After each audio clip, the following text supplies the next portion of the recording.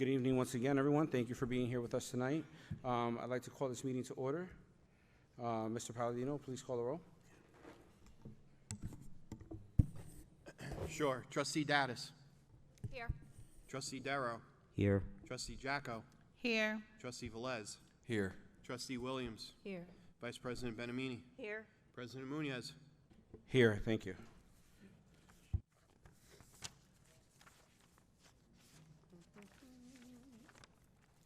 The New Jersey Open Public Meetings Law was enacted to ensure the right of the public to have advance notice of and to attend meetings of this board, except where specifically exempted by law, at which time any business affecting their interest is discussed or acted upon.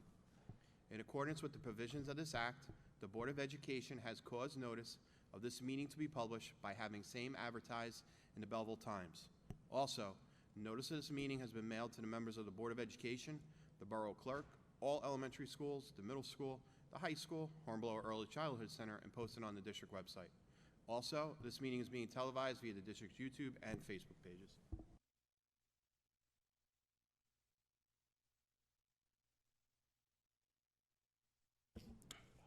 Okay, moving on to approval of minutes. Can I have a motion to accept the minutes for our March 20th meeting? Motion. Second. I actually can't vote on that because I wasn't here for that. Yes, recuse yourself. Yes. Mr. Palladino, please call the roll. I'm sorry, are all in favor? Aye. Aye. And I have to abstain from on my behalf. Any opposed? Okay.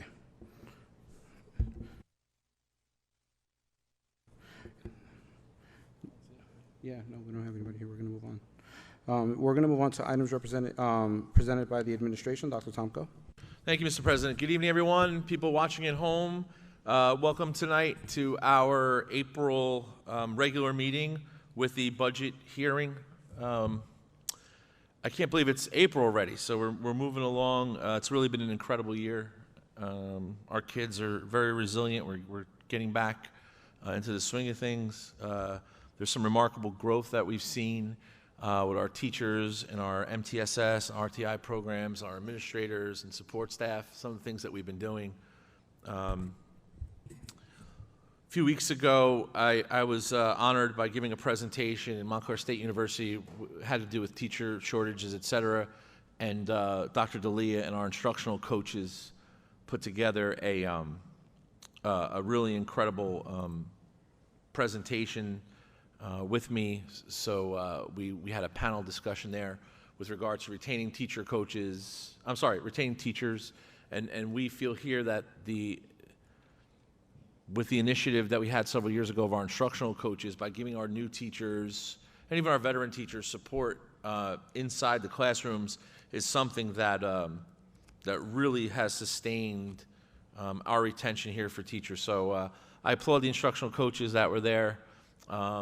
That put this together. Ms. McIntyre was there with us as well. Thank you for coming.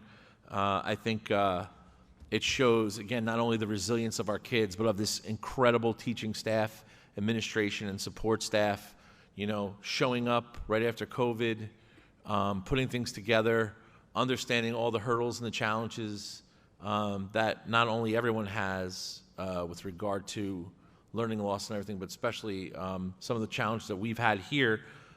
So it's really just continues to be an incredible place. And I think a lot of that growth you'll see tonight reflected in this budget. And I'm very proud to have worked with the board and the finance committee especially for the past several weeks in putting something together that I think everybody will be happy with. And I look forward to presenting that tonight. But before we do that, I'm going to call up Mr. Mara, our Director of Athletics, who's here this evening, to talk about the 2022-2023 Winter Sports Super Essex Conference and all conference awards. And before we do this, on behalf, Mr. Rhodes too, I apologize. I only call the important people up first, so. It's all right, I'm allowed to give him a shot like that, it's okay. I think before we start, on behalf of the board, obviously we've really taken hold of our extracurricular component this year because we feel that it's really tied into the social emotional element that everybody's been talking about, right? We know that by insulating yourself with things that, you know, encourage you to be successful in other areas, everything comes together. Your mental wellness, your health, all that stuff. That's why the indoor training facility was so important. We've seen now our spring teams just really take off with great records. Our kids are in there. We have community events in there. It's just something that, it was an idea that we had that's really come to fruition. So all that these athletes, the accolades tonight are just some incredible accolades for their hard work and their determination through tough times. We're trying to work with Mr. Mara, Mr. Rhodes, and the coaching staff to utilize some of these skills that they have that you'll see tonight to get into colleges, different looks, different feels with regards to recruiting, et cetera. So these are some things that we're dedicated to. So without further ado, I'll turn it over to Mr. Mara. Mr. Mara? Good evening, everyone. Thanks for coming out. We had a great winter this year. We have 21 student athletes that were recognized by the SEC Super SS Conference for their efforts. So we're going to call them up by team, ask the coaches to come up, and then, of course, parents will have to, we'll have time for you guys to take a picture and what have you. So first, we're going to start with boys and girls bowling. I believe Coach Sheridan's in the building. Coach Sheridan, first-year bowling coach, and I have to say that Coach Sheridan did a great job. The boys ended up being second in the county, losing to Seton Hall in the Essex County tournament, and the girls were third in the county, correct? So great job by Coach Sheridan and all the student athletes. For bowling, first team, SEC American Division, Aiden Carrero. And Aiden came from baseball. I know you guys won 13-0, right? Good job, bud. First team, SEC American Division, we have Logan Kutlu. Second team, SEC American Division, Dominic Capoletti. And we have second team, SEC American Division, Joseph Guacione, also came from baseball.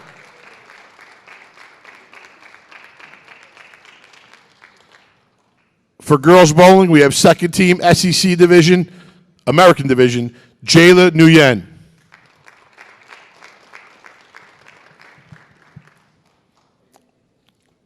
Great job for the bowling program. Parents, you want to come and take a picture? You may. Mr. Parapato, thank you.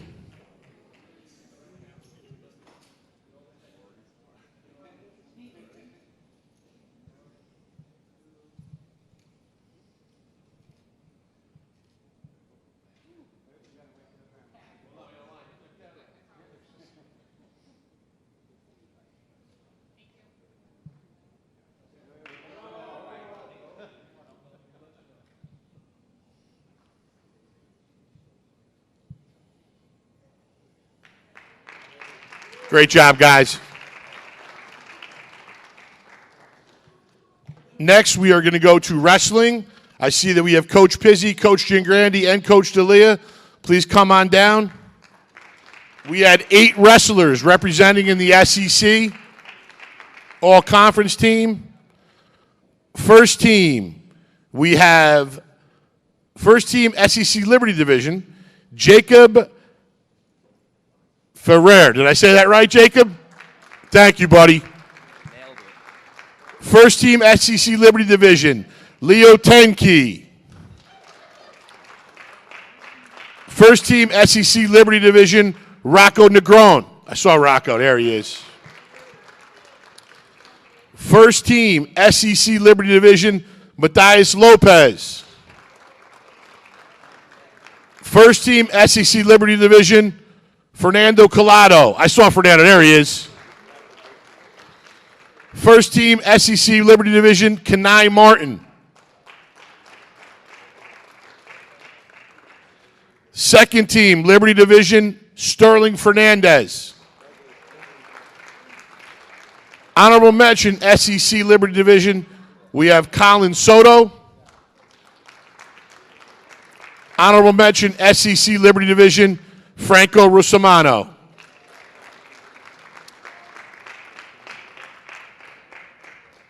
We also have another presentation. We tried to make a tradition out of this. Any student athlete or team that gets a county championship, we get them their plaque. So this year we were honored. Rocco, come over here. You're looking at the 132-pound, 132-pound county champion. Good job, Rocco. Congratulations.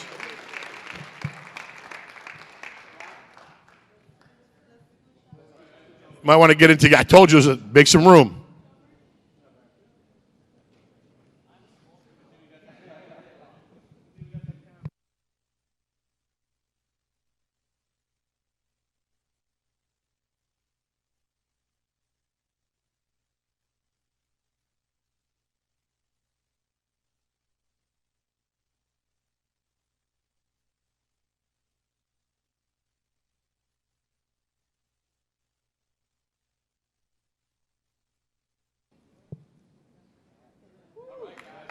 Congratulations to the wrestling team.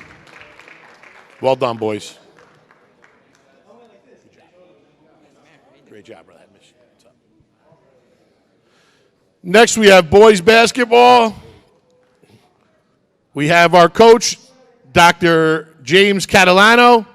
I know Coach Balls and Coach Antab are actually coaching. Actually, Coach Antab's at a Essex Hudson National Hall of Fame dinner for one of our athletes.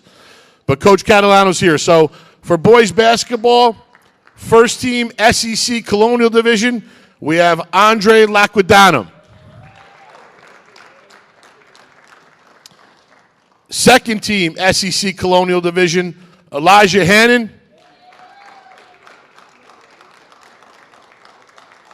An honorable mention, SEC Colonial Division, Anthony Valdez.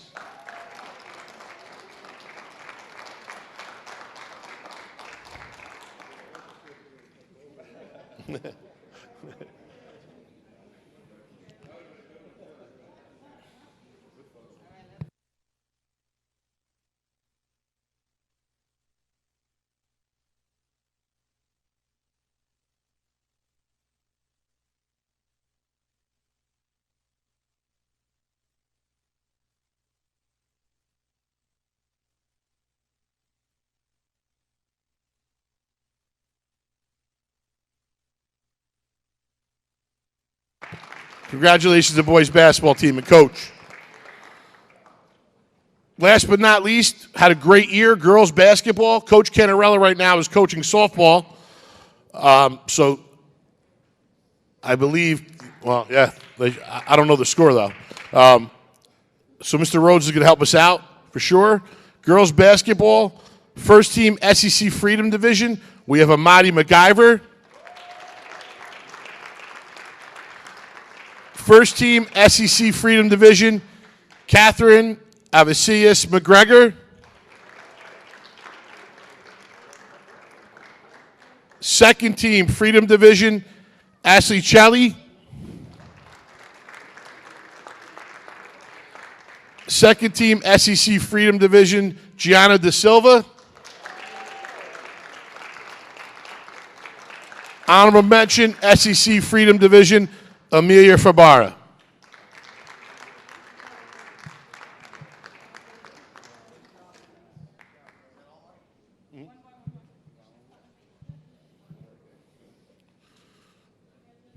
Great job, girls, and great season.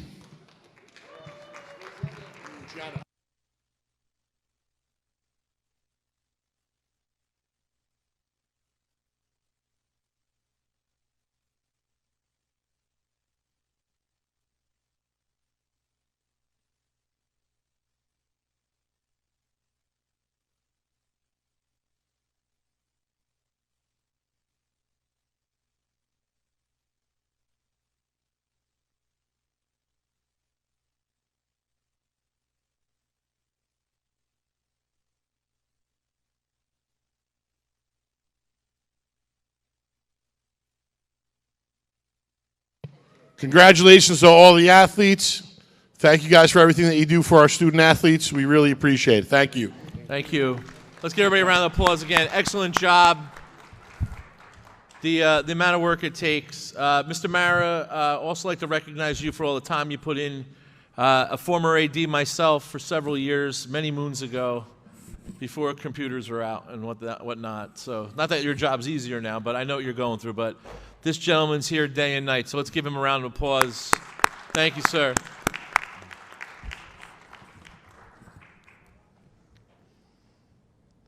All right. So, with your permission, Mr. President, sorry about that. Hey, I was on the ground. I'm going to move to the budget hearing.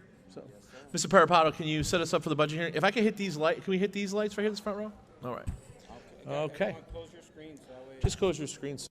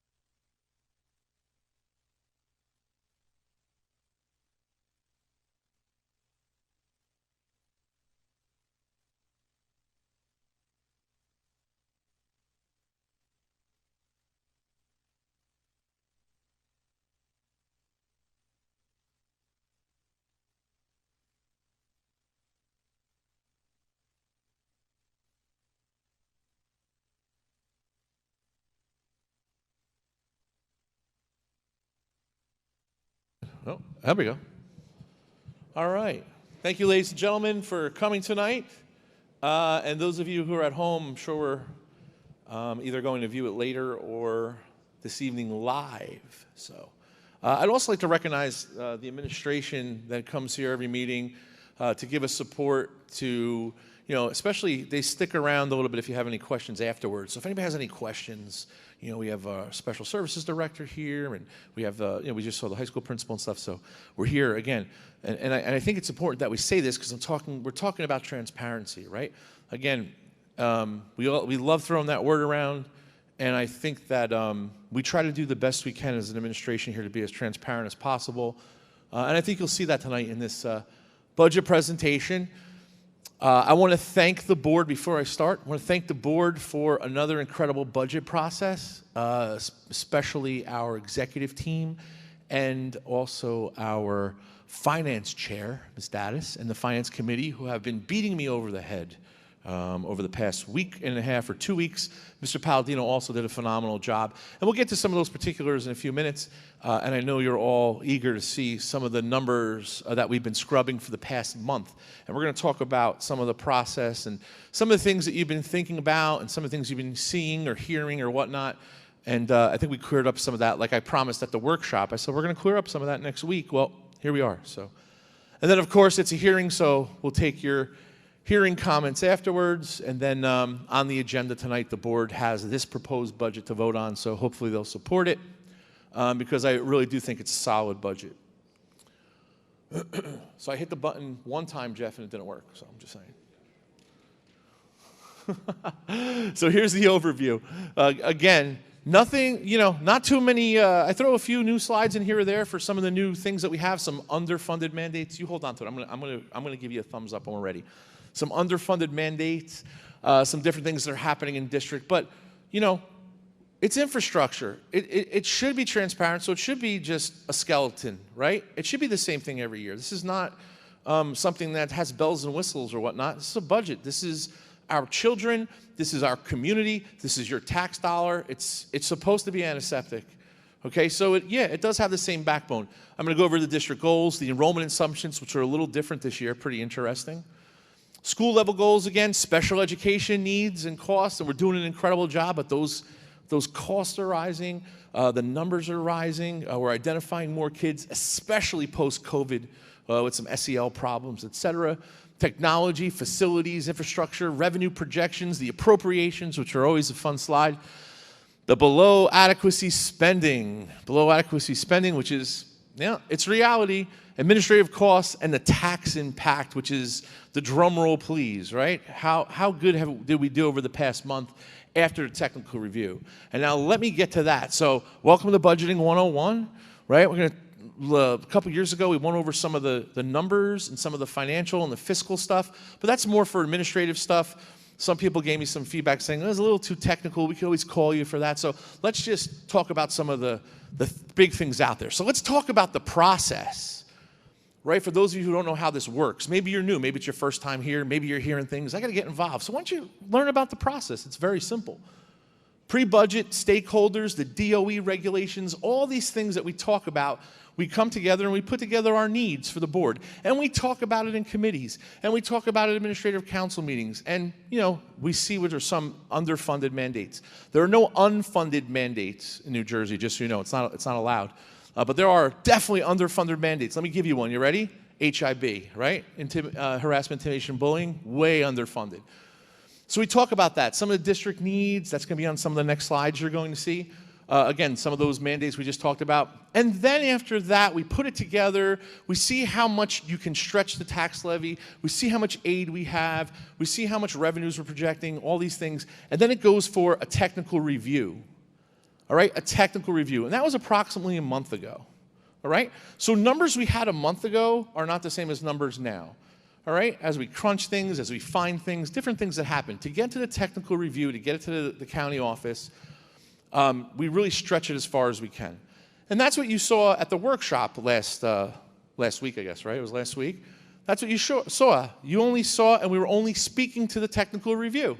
And I made that pretty clear, and that's okay. And a lot of districts do it this way. Some districts do it differently. This is how we've always done it here because we have a second level of review. We have a state review because we have a monitor. It's a whole second level of review for this. So in the technical review, we consider the needs and the mandates, et cetera, the tax levy, and some of the revenues, et cetera. Then we here have a workshop. Something we put in a few years ago. The board this year decided to do it again, and we listened to the feedback.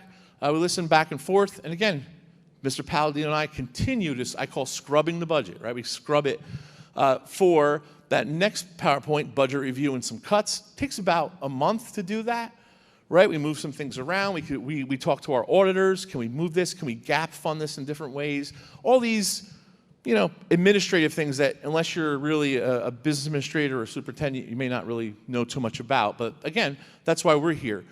Then there's a final review, which is a week prior to the final budget. Right? And then what we did here is talk about transparency. We put the proposed budget on this Friday. We didn't walk it in today. We did it Friday. You had it a whole weekend, right? So the numbers were there. Very transparent. And now you're here, we're here tonight. Next slide. So we talked about this a little bit, and I said, you know, it's important to put this on here. We talked about historical context, right? We talked about some historical context. I mentioned that the past boards, the past township budgets went down, right? And how did that affect us? How did we get to where we are? Well, I got here in 2015, which was 2014-2015 school year, and in that school year, the governor allowed you to move to a November election and no budget vote, as long as you kept your expenses under 2%. I'm sorry, your increases under 2% plus adjustments. There's certain adjustments for healthcare, enrollments, et cetera, okay? But here's a 5-year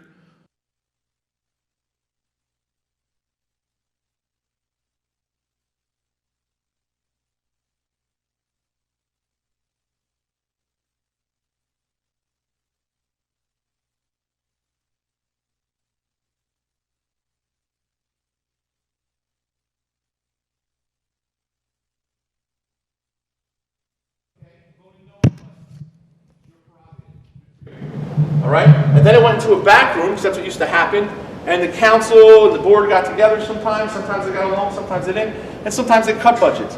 So this was a really interesting thing. So first of all, Mr. Palladino and I kind of agree that some of the numbers for 2007, 2008, 2009 that we could find, I'm not really sure how those budgets shook out the way they did. So it's too long ago, I can't really worry about it. But what we've been looking at for the past month, because the board was asking some questions, some really good questions, right? How did this all happen? I can't tell you, I wasn't here. I don't know what the reasons were. I don't know why they cut. Just like when we talk about School 1 property. I don't know why back in the day it was given or not. I mean, was there politics involved? Maybe. Was there expenses involved? Maybe. I don't know. So I don't know what's behind all this, but I can tell you this is the truth. This happened.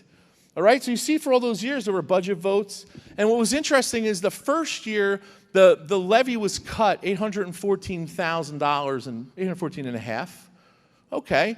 And then the second year the board had to increase taxes by 4%. And that proves a point here. Sometimes when you make cuts, and you have to make up for those cuts, the next year is even worse, right? So they went from 0 to 4%, then we had 2 zeros, right? And then we had a real interesting year, 2013, 2014, where the board asked for $2 million, and the vote went down, and the town's like, no, you don't need $2 million. We're going to cut it $700,000. And guess what? You went into deficit.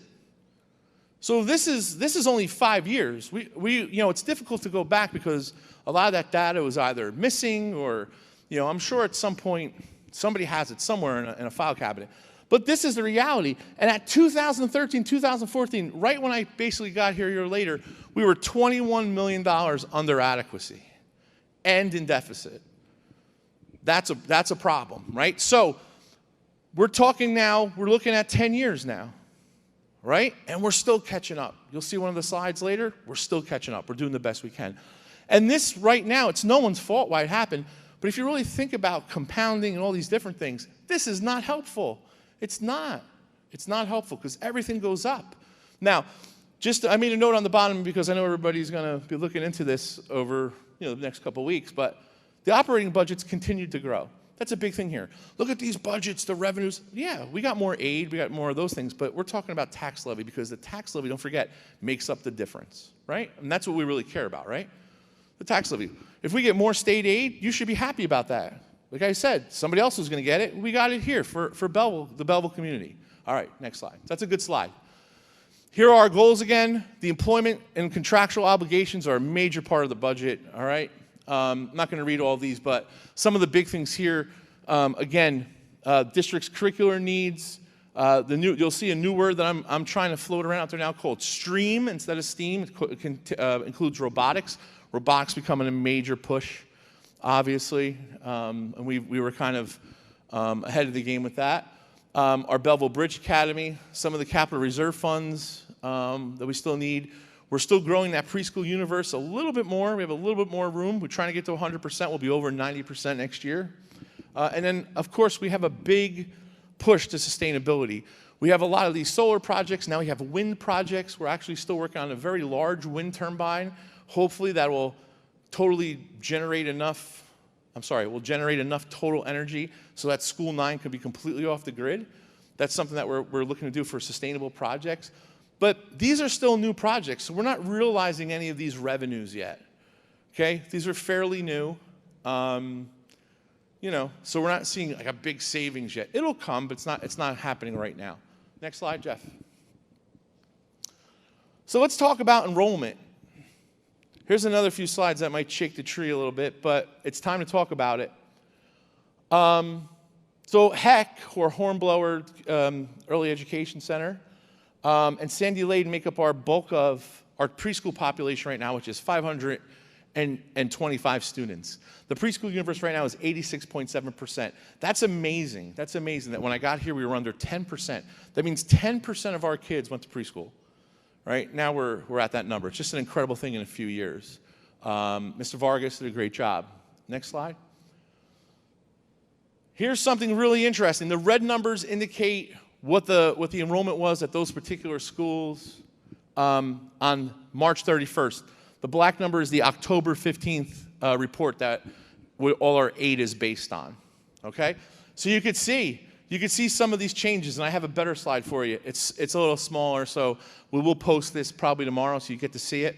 But again, our entire push to Power School is this reason right here. So I can use a lot of the geophysical and different GIS data and stuff like that, mapping, so we can make sure that all of our kids and all their families are taken care of, and we have the right amount of students and the right amount of teachers in the right places. So we see 1 or 2 schools went down a little bit, some went up pretty large, a pretty large number. When I first got here, I think school 9 was under 100 students, maybe.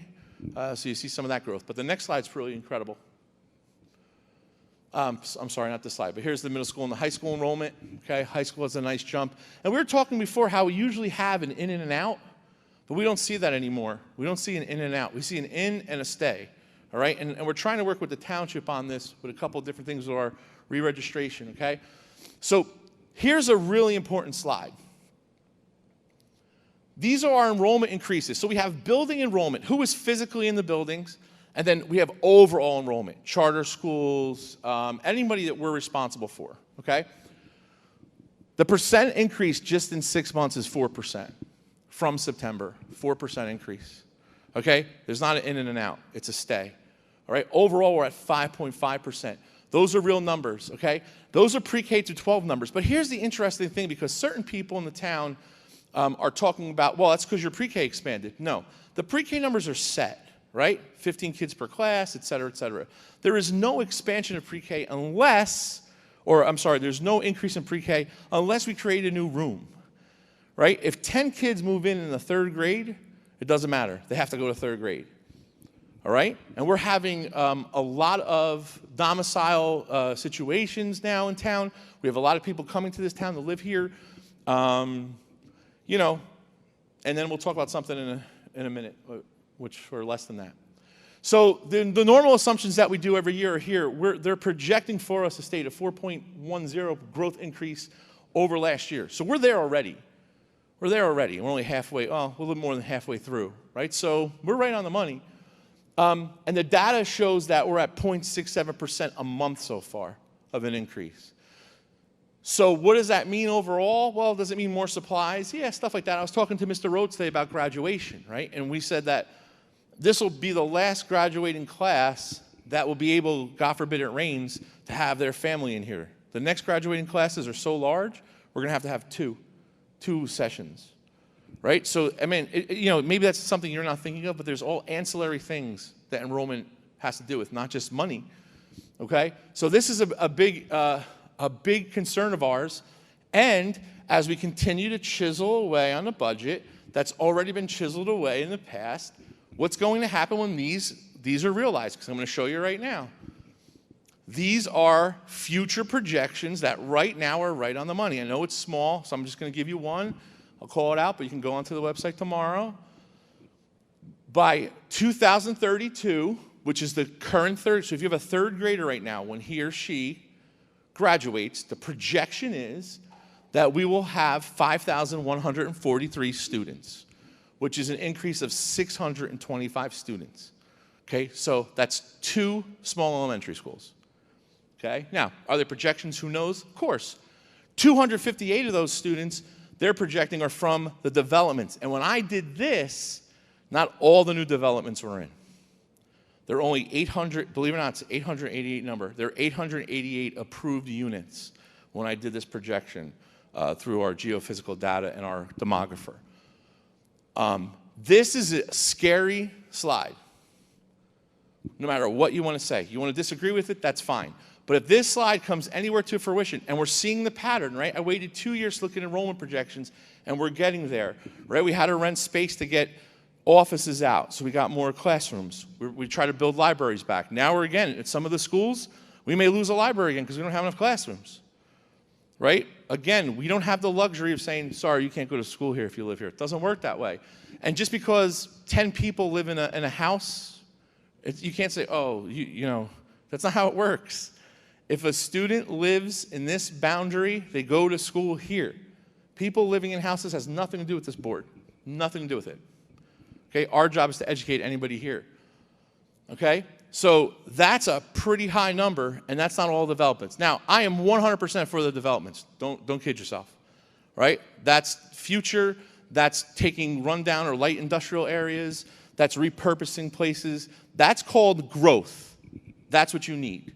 But you have to be ready for it. So my job is to make sure this board is ready for it. This slide that's now memorialized here is making sure you're all ready for it. Because by 2032, if there is 625 new students, where do you think they're going to go?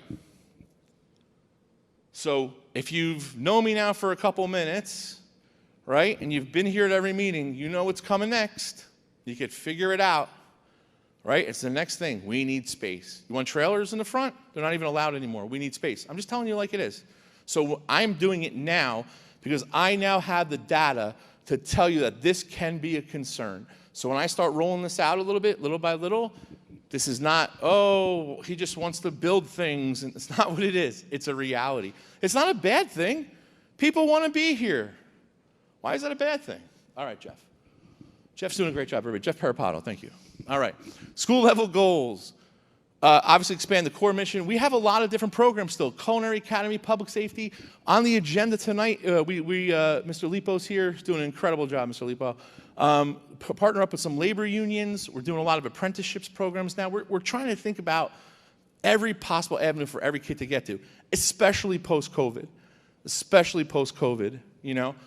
Things have changed, whether you like it or not, they've changed. Some kids that were in college and then graduated during the post-COVID era haven't even been into a working environment yet. They're working from home. They don't even know what it's like, right? So it's just different out there now. We want to maintain the high standards. There's technology initiatives that we want. Continue the RTI. We'll talk about that in a second. And we need to enhance our security measures. We continue to get programs, and we can continue to enhance our security here the best we can, because look what just happened a few weeks ago again. It's happening all over, right? And I said it last week. You know, I have 4 kids myself, and yeah, their math scores are important. All that stuff's important. I get it. But when my wife and I drop them off or they take the bus, I want to make sure they're coming home and they're safe. There's nothing else that's more important, right? So that is something that this board has always supported us on, and we appreciate it, and it's something that moving forward we're going to continue to do. Next slide, Jeff. Special education goals. You know, we're doing a great job. We picked up, I think, $120,000 in tuition this year. $120,000 in tuition this year. That's great. We want to do more. We're talking about possibly a 21 and beyond program, right, to maybe pick up some more revenue. We're looking at revenue streams, right? I know Mr. Klein's working hard on that one. But again, as we're identifying students with more needs, right, we need more programs. It's the way it is. And there are some students that we just can't help here, and they have to go out of district. It is what it is, right? And sometimes you have to project for these things, because if you don't, and someone moves into town and is severely handicapped or needs some kind of, you know, accommodation, and we don't have it in the budget, you got to take it from somewhere, right? They don't get the governor doesn't come down and hand you a check and say, here's for the extra student. It doesn't happen, all right? So, next slide, please. And to continue that, you know, least restricted environment, we have an incredible autism and extended school year program, and we're going to continue those revenue sources. All right, so this is Jeff's area with technology goals, right? We have that core mission. We want state-of-the-art instructional administrative technology. Technology is not something that you can say, we'll do this 10 years from now. We all know this. People, when I first was an administrator back in the 90s, this is what we did. No, you can't use that. No, there's no such thing as Apple, all these things, right? And then what happens? And then by the time you make a decision, the thing's outdated, like, you know. So we like using lease programs so that we can constantly renew new initiatives, right? It's easier that way, lease with a $1 buy at the end. We're one of the only school districts, K-12, in the country, I would argue, that has anatomage tables. And if you don't know what those are, you know, some of our kids, maybe we'll do a little presentation with some of our kids. You know, it was spotlighted a couple of times already. Just incredible stuff for our medical academy students and some of our students in some of the AP classes. Our new STEM lab, which is basically right down the hall here. And like I talked about, STREAM programs that are coming up. The technology department right now is like a PD center for parents, right? You can't get on your computer, you're having an issue with your kid's computer, you come by, they have a Genius bar there, you sit down, they teach you. All these things that you can utilize, and guess what? There's parents in there all the time. But that's right down here too. So we, again, created more access, more availability, more transparency to all these things. You have a problem, you call the tech department, they say, hey, come on down, someone's there. Next. Facilities goals, okay? HVAC, major project coming up. IPM is integrated pest management. Do we have mice here? Yes, yes we do. I don't know how else to say that, but everybody does. So there's an integrated pest management policy that takes care of that. Lead, we were way on top of that with the water department here. They do an incredible job helping us test for that. We were way ahead of the regular testing. Same thing with air quality. We do air quality testing all the time. Not when we have to, we do it all the time to make sure our teachers and our kids are safe. And then environmental testing. We've done a lot of that with a lot of the new facilities we've opened up. Mr. Palladino and I are like environmental experts now, I think, with all this stuff. Preventive maintenance programs, right, which was an issue here. While we needed the referendum, things weren't maintained, right? When I got here, a lot of things were end of life, which is not a good sign. Improvement projects with outdoor spaces in the middle school annex and offices, right? Trying to move people into those offices out of some of the other buildings that we've had. We're getting some success with that. The middle school parking deck area, which is a shared service with the town, which I'll talk about in a minute. Playground projects, I promise you, I shouldn't say that because who knows what's going to happen, but I'm going to promise you anyway, are happening soon now that the frost is gone. But we were set, what did we say? They said early May? Early May starts, so all the elementary schools will have playgrounds. That's happening this year. An environmental lab that we've been talking about trying to tie in down by the river. Again, some opportunities for our students because we have Rutgers and whatnot, which goes along with the horticultural lab. It's the greenhouse being built. The big greenhouse by one of the new properties that the Life Skills program is in. It's in the backyard there, and we're going to really work on some of those things with food to table, and also the horticultural side of the medicinal piece of all of that. Wind turbine project I talked about, a bus depot we're trying to finish so that we don't have to lease St. Peter's parking lot anymore, so we have our own bus depot to store our buses. The lighting upgrades at all the schools, and electric car and bus stations. Electric bus we had about, 3 years ago now? It's still not here. So we tried, but we were one of the first districts to do that. All right, Jeff. Excuse me. Some more highlights here. Continued building improvements, middle school expansion project.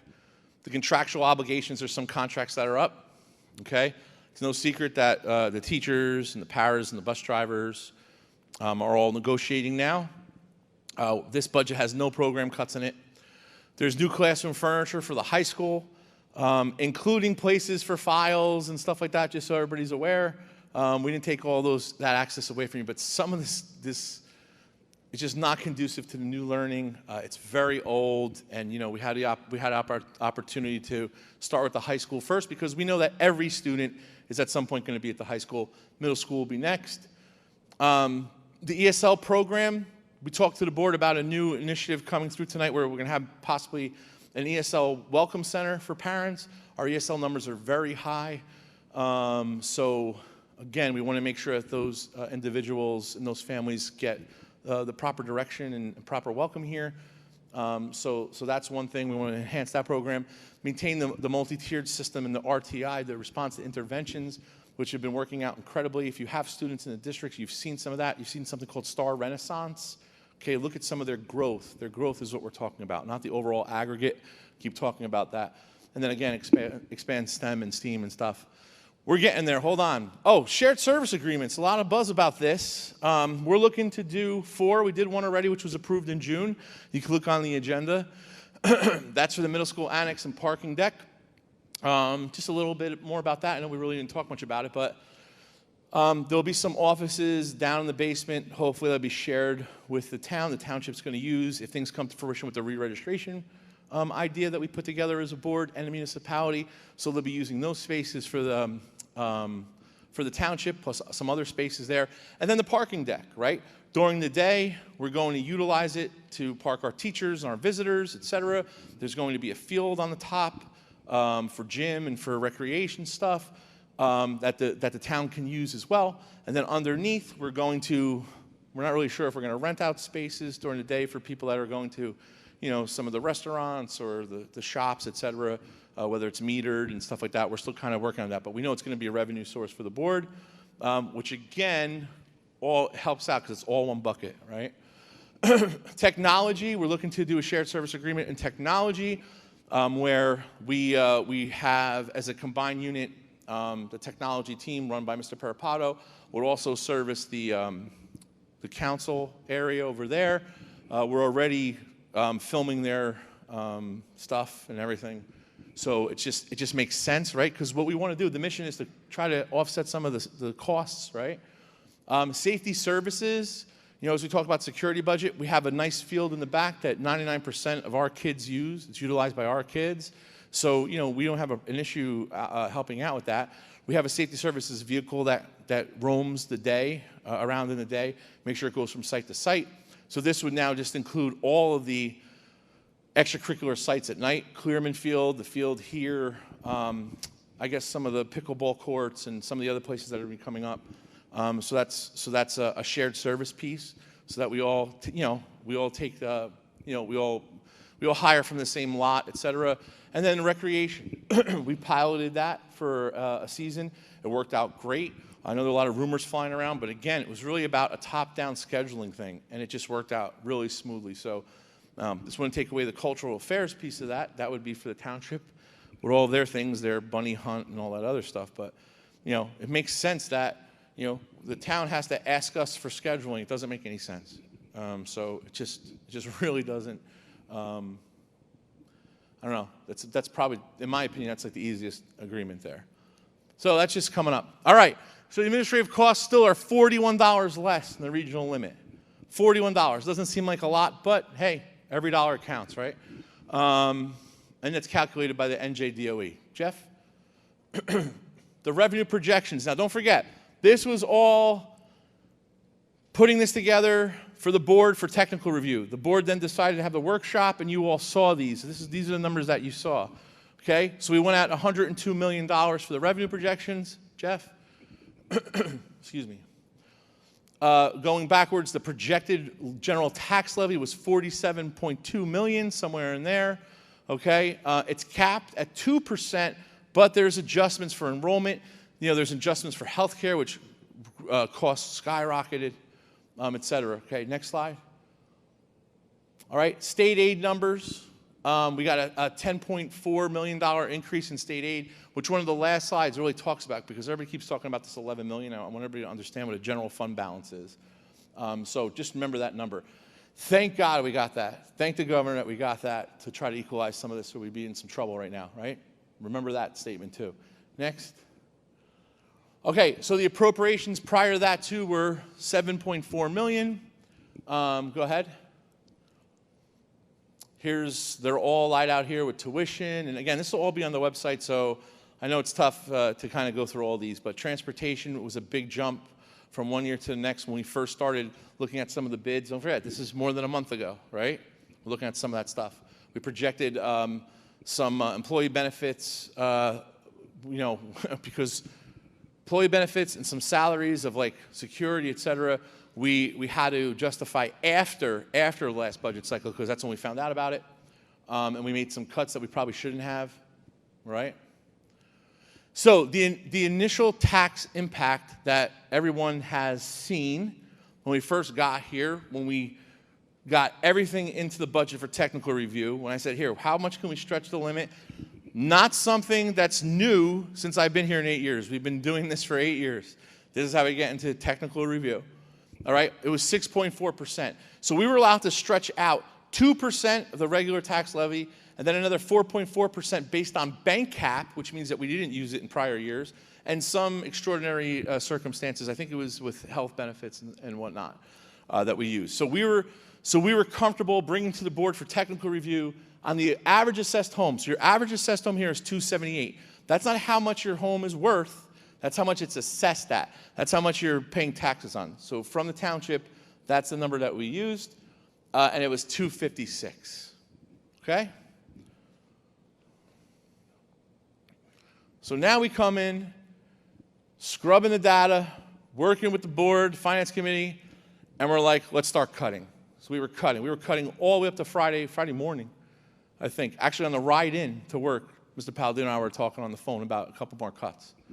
Okay? And these are the areas that we had projected based on information, based on suggestions, based on professionals telling us, or whatever it is, lack of communication at sometimes months ago. Some of these projections happened in July, okay? And for most of them, we weren't really finalized until the last one. Well, actually, the land building one was April 13th was the last time we got an actual secure number on what the number was going to be. And you know, So we made 500,000 cuts there to the rental and land building use, the lease purchase agreements, which was in there originally. I remember I said it last at the workshop. We talked about, the board talked about expanding the indoor training facility, right? Because it was so successful, we wanted some more property back there.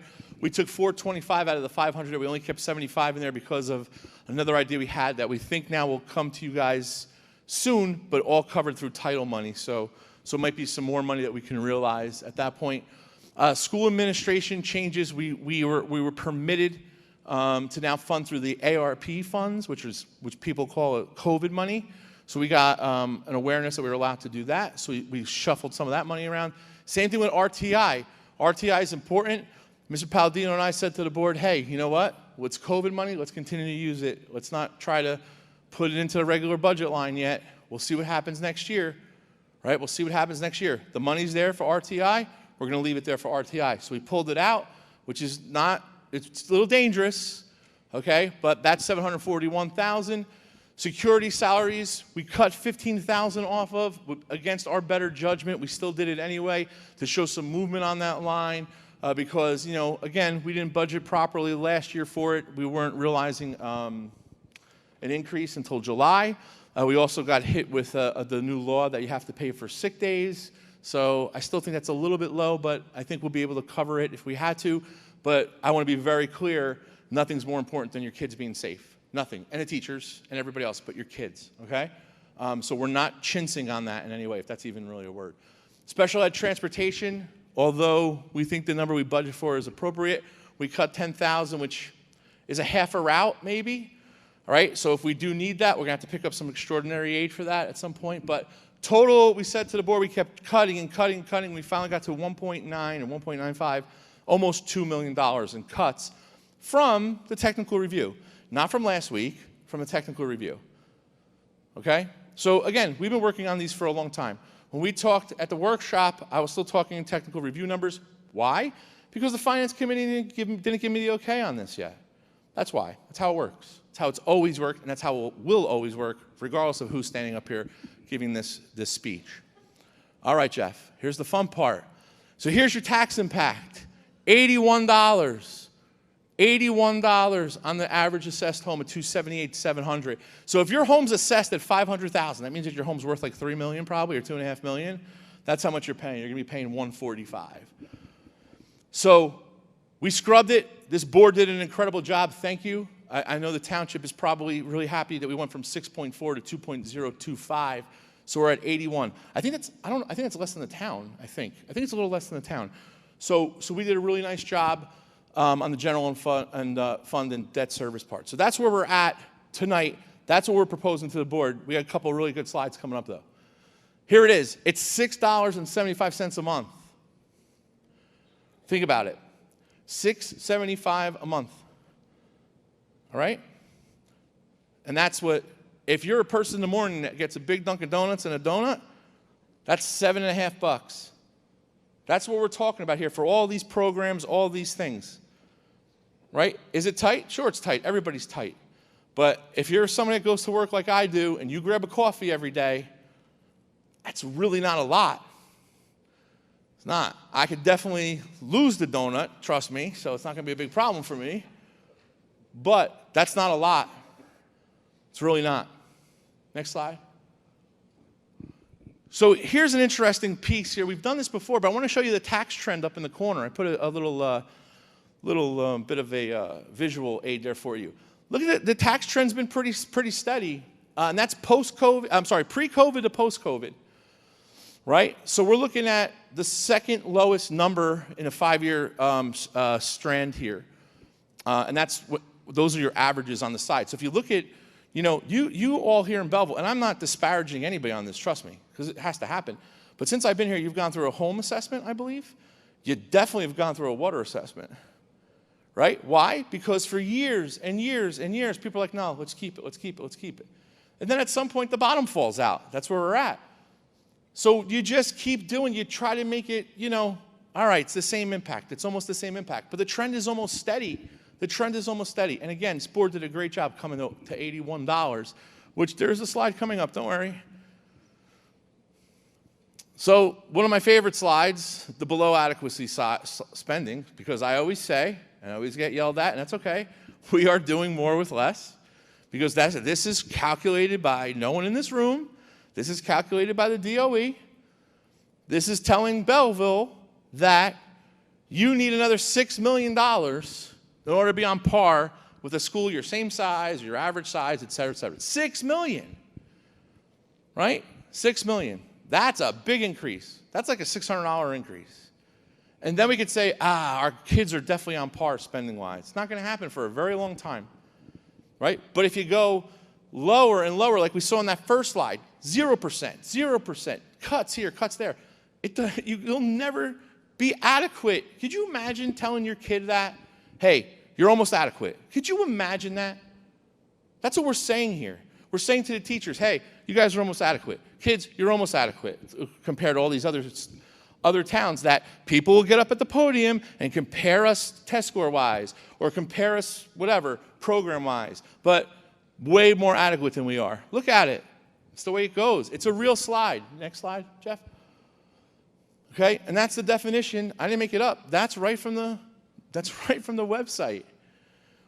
Our original 6.4%, we were still $4 million under adequacy, right? So now we're hovering at 6, and we're okay with that. I think we're okay. I hope the board supports that tonight. I think we're okay with that. Mr. Egan's okay with it, right? Because we know what we're doing here. We know what our kids are doing. We just saw these kids get up here, accolades, going to colleges. We have kids getting scholarships and stuff like that, and then we have kids that are struggling. Sure, we do. Next slide. Here's your historic adequate or below adequate spending. Again, the one before that, 13-14, right, is 21 million. Then when I first got here, it was 18 million. We were in deficit. We got a loan to get out of deficit. I still don't know how it happened. I mean, people are blaming different programs and people and stuff, but I don't know. It really was, that last hit where the town cut that extra 700,000 off the 2 million need, the board was saying at the time, we need 2 million. We need 2 million. Help us. Someone's like, nope, sorry. Welcome, Mr. Egan, right? And I know he was here for other reasons too, apparently, but now those have gone away. But that really had not much to do with the money. Some of the overspending probably, but still, you needed it. You needed it at the time. So we were at 18 million. You see it dipped. We went back up in 1920. I remember that meeting. Holy cow, I couldn't believe we lost that. We lost some aid that year, and now we're back to 6 million under. All right, Jeff. Here's your adjusted projections, okay? The operating budget's 100 million. Local tax levy is at 45 million. Next. Okay, so 2017-18, we were at 39 million. So in, 7 years' time, we've done a decent job going steady, a little bit at a time. I know it's tough. Nobody wants to pay taxes. My taxes are going to go up too, right? Everybody's does. It's not great, but I'm confident in saying that we're using it for the right things. You may not agree with it. That's fine, but I think I could justify everything. All right. The appropriations adjustment from SDA assessment, et cetera. Charter school payments are killing us. Charter school payments are killing us. And we don't even know what it's going to be.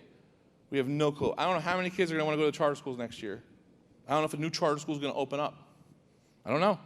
But we have to pay for it, right? And yeah, it's tax money. It's okay. Your adjusted appropriations, there's a $6 million difference from one year to the next. Again, this will all be posted so you can really look at it. Any questions? Mr. Palladino will be available bright and early tomorrow morning. Give him a call. All right, Jeff, we're almost there. Here's my favorite taxpayer dollar slide, okay, from 2022, obviously. We don't have the new stuff yet. But let me be very clear, extremely clear. This is not the mayor and council's fault. This is not the mayor and council's fault. This isn't Mr. Iacono in the back room making this is not what's happening. This is done. This is projected. This is a whole bunch of stuff. It's starting to shift a little bit as we start growing our revenues.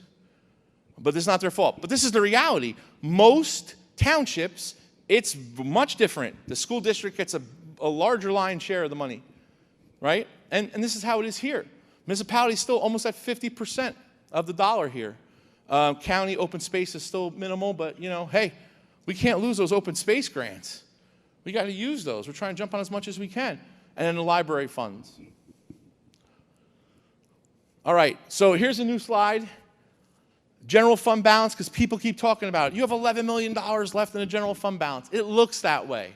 Mr. Bliss comes up here months later, or he projects out what you're going to have. And it's good, because you know why? You're solvent, right? You don't want him to come up here and say, you guys are missing money June 20th. No, because just like credit cards and your home and stuff like that, some things are projected out and are paid June 30th. Just the way it goes. Some contracts are paid at the end. There's some appropriations, stuff like that. So everything is accounted for, though.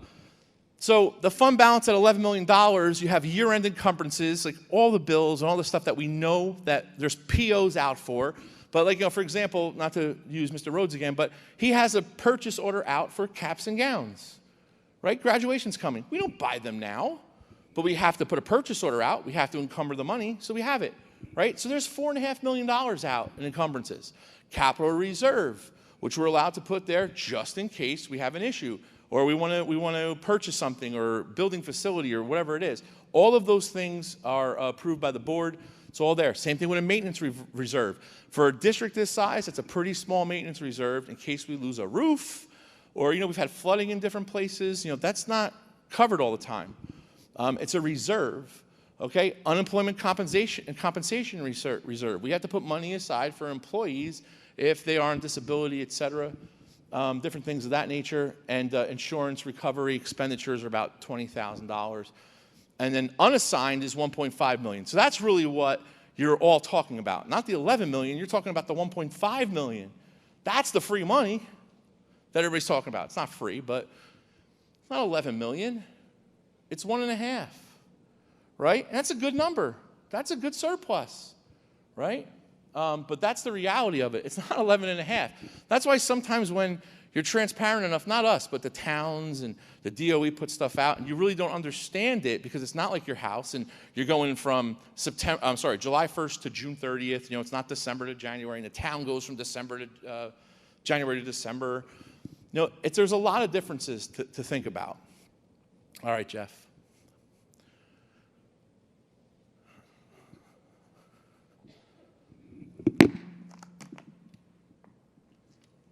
This is the last slide. Last slide until we take comments. I appreciate your time, and I know this is a long one, but this is a cautionary tale. And I'm putting it on record, putting it in front of the board, putting it in front of all of you. I don't know what's going to happen next year, but neither did you, right? We didn't know what would happen during COVID. Nobody knows any of that stuff. But we, again, got a very large state aid number that really helped us stay afloat, okay? I am telling you, you could try to find the fluff, you could try to find all of it. There were some adjustments that we made because of different numbers we got from July versus now. Yeah, those are some different things, okay? We have a state monitor too, whether you like them or not, okay?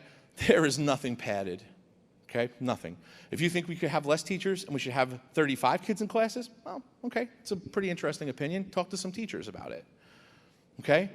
We got the yin and the yang. You can't want lower class sizes so we get better test scores and then have less teachers. It just doesn't happen. Or less space, right? So all these things, all these square pegs don't fit in circles, right? Okay.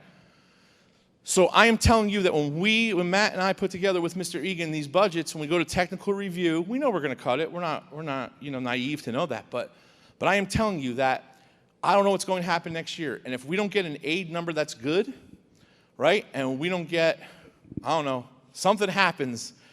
We have 10 families with special needs students coming to town. Bus companies all go out of business. I don't know. I really don't know. I can't tell you, but there's a lot of crazy things that are happening, right? Especially in education, right? Did you ever think, if you've been following education for 25 years, did you ever think that a district our size couldn't find a phys ed teacher? Do you ever think that's possible? If you know a phys ed teacher, please give them my number. All right? So what I'm saying to you now, is when we're here next year, we may not have a choice, okay, because of the cuts. And I am putting it on record. It's not a threat. I hope it's not. I hope we go 0% next year. That'd be great. But everyone on this dais, everyone watching tonight, and all of you out here have to realize that if we're struggling, we're going to cut programs, we're going to cut positions, we're going to do all that, but we may have to use that bank cap. So just like you saw back in 2013, 2010, all those years we put in there, we may have to go from 2% now to 5% next year. I don't know. I really don't know, because we probably should have went a little higher. But I get it. This board, I serve at the board, and this is the board. It was tough getting them to this number. It's still tough. About an hour ago getting them to this number, right? But that's something I need to say, okay? Because it's a reality. We don't know what's going to happen. We didn't realize that all the teachers and staff were going to get a month off of paying health benefits.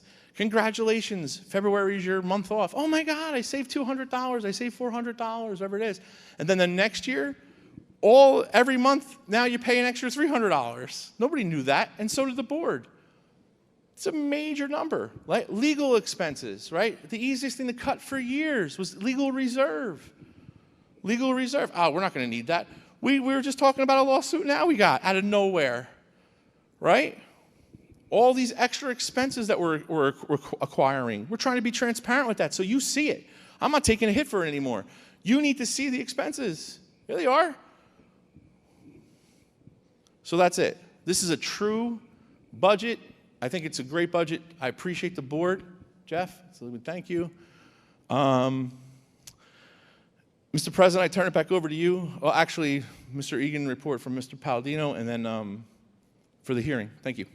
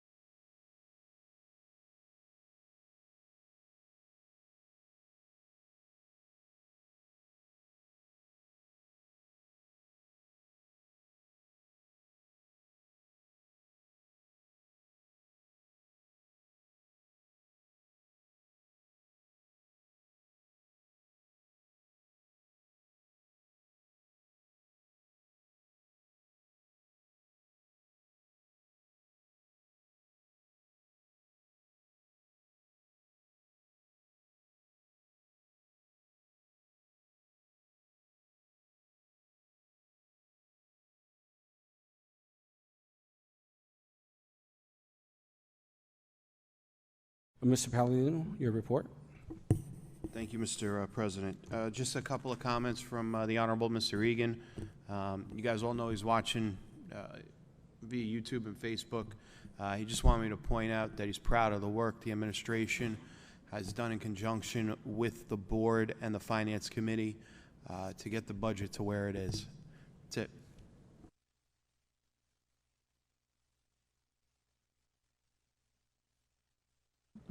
Okay, I'd like to take an opportunity and just open up to public participation for the budget hearing specifically.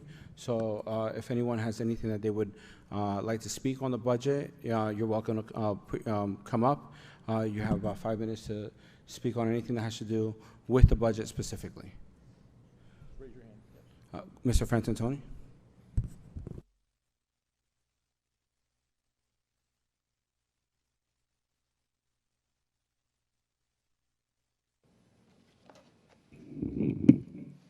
Good evening, board members and administrators.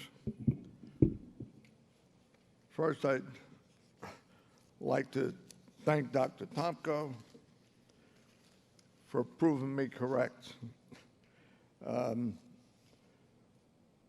I spoke the night he was hired, and I delineated the reasons I believed he should not have been hired at that time, and it appears I was correct.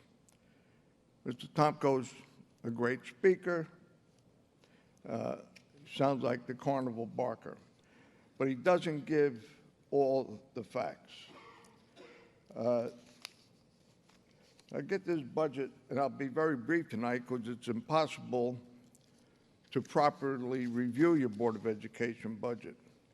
Unlike the municipal budget, you have line items, what's being appropriated. With the municipal budget, it shows you what was appropriated and then what was spent and the surplus in that account. With the Board of Ed budget, we have no idea what, all it says appropriated for 2022 and now appropriated for 2023. So there's no way for the public, and unless you trustees get something that the public doesn't get, I don't know how you can tell what line items are over budgeted. So we can't compare these appropriations to anything. We don't know if you appropriated $500,000 for XYZ. Nowhere does it say how much was spent of that $500,000 and how much was surplus. So you can't properly know what's needed for the coming year, all right? Many of the line items, I've said before, definitely have to be over the budget because there's appropriation transfers, and we don't seem to get them anymore and see them like we used to years ago. We used to be on the agenda every meeting and all that. But the appropriation transfers show you which line items were over budgeted and what amount of money was taken from that account and what account it's being transferred to. Under the new way of budgets are presented, and to some extent, it's not entirely your fault because the state changed the format of the budgets. I believe to cut the public out of actually being able to decipher a budget properly, you know. So, you trustees, I hope you have seen appropriation transfers and know which line items were over budgeted.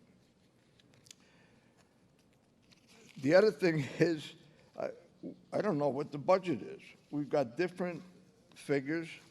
Tonight, it was $102 million. Pamphlet says, what was handed out tonight says $117 million. There's another one that says $103 million. So what is the budget? I mean, right here, your own paperwork got three different figures on this and all.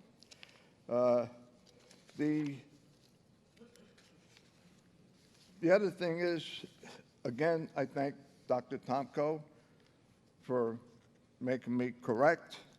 I said last week, and I say every year, what he does, he presents a budget sky high and scares everybody, and then he comes out and we cut, and it's only an $81 increase. There wasn't a single cut in the budget. It's still an increase in the budget. But a good carnival barker talks loud and clear and to the point, and he gets his message across and all. So the other thing is this new parking deck will be a revenue source for the Board of Ed. This new parking deck, how did this get to be? I've said it before, the public didn't have a right to vote on this. So these millions of dollars that are going into this project, and I won't get an answer from Dr. Tomko, but you elected trustees, can you tell me where did that money and how did that money come to all of a sudden be in the budget where they could spend it? And I'll cut it short, I don't believe there should be a time limit on the budget. There's no time limit on budgets as long as you're asking legit questions. So now I don't know why we're doing 5 minutes. You go to the town meeting, you have a 5-minute limit, except budgets. The public has a right. You got $102 or $117 million budget and you're giving me 5 minutes to speak on it? So I'll cut it short. Mr. Frantantoni, thank you for your time has expired. All right, I'm telling you, there's no time limit on a budget. And Dr. Tomko said, you know, he's relating it to Dunkin' Donuts, only $7.44. There is a way to cut it. Sir, your time is up. Make your coffee at home. Sir, your time is and up. Stop eating donuts for breakfast, okay? I'm proud of my 32 weights I've maintained since 40 because I eat healthy. Don't tell your kids Dunkin' Donuts and a cup of coffee and a donuts for breakfast. Very unhealthy donut and very unhealthy for the budget. So I can go on. You want to stop me short, but the other thing is, Sir, your time this is week, up, please. the state released Sir, your time the is up, report please. card on state budget. Sir, Have any of you your seen time it? is Have up, you seen please. budgets court? Sir, Everything your time is up, please. was under par. This, Sir, your time is up. You're now this discussing the mark had to report be card. The reached. report It card was is not the met. budget. His primary goal is Sir, to your educate time our is up, children. please. This week's report card, he failed. Sir, Dr. Tomko Sir, failed in your time is providing a up. good There are education. Well, you're an attorney and you should know there's no time limit on budget hearings, ma'am. Sir, your time So you is better up. check the record. Sir, your you know. time is up. Well, I'll be There making a are complaint two other because as the there are attorney, 2 other opportunities for the public to present to the board during this meeting. You have the next. this is a open- budget hearing. Yes, There's sir, it no is. time limit on Yes, speaking sir, of it budget is. hearings, Sir. especially when you got over $100 million budget. So I'll be making a complaint to the State Board of Education. I did last week. They called me back Thursday. We're looking into some things going wrong. But you better check the law, Madam Attorney. There's no budget, and I've been doing this for 50 years. Town meetings, state budget hearings and all, Sir, the nobody board cuts you off. Sir, the board So, determines the time period. Check the law. You are uninformed.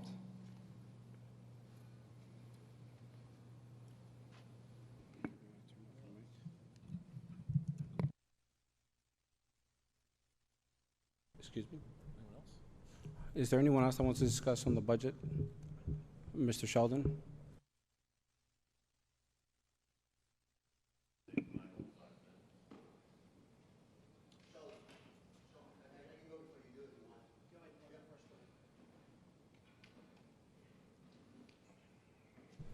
Sir, if you could just state your name once you're at the microphone.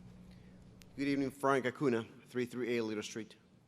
The first question that I have is, where exactly does it say that there is a 5-limit time restrictions for when talking about budget? Where do we find the information that is written? It was a time period that was set by the board. I'm sorry, ma'am? The mic.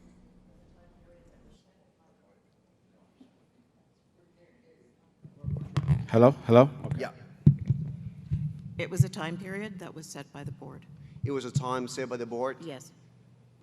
Okay, but that doesn't answer my question, though. I mean, is that what the standard is for budget talking? Under the Open Public Meetings Act, public participation is governed by the board. Okay. Okay, very well. Okay, so I'll jump into some of my questions then. Thank you. So one of the questions, so my questions are related to the information was presented here to the other board. So I want to talk about, real quick, about the information about the increase in students and the projection in a few years to come. How are we ensuring that the students factually live in town?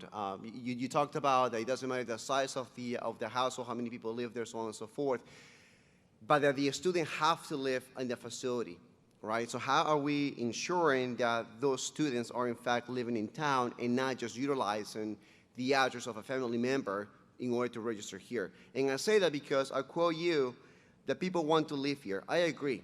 People want to live here. So if people want to live here, it is not a crazy thought that people will go around the system to try to register their cousins, nephew, nieces, whoever, to attend our district, right? So that's my first question. How are we going to ensure, how are we ensuring that this is happening? Because I've lived here for the past 5 years. I've registered my children once, and I have not have to prove that I continue to live here for my children to continue to go to school. And I know as the taxes, as the living has also increased, a lot of people have moved out because of financial reasons, right? And so that's my point, that's my question. That's question one. In regarding to the security budget reduction, this security budget reduction, you talked about that our children and our staff, safety and security is key priority. How is this decrease on the budget, how is that going to impact the safety and security of the schools? What is the risk residual on this cut? What exactly was the cut based on? And going back to what the previous presenter was talking about, is I see all these line items again, but I don't see numbers associated with them, right? And the same thing I can say for the reduction. I see a overall reduction, but what exactly is being reduced and how is that impacting the overall safety and security that, if anything, it should be something that should be bumping up, not going down, rather than worrying about electrical buses and all this electrical stuff. Okay.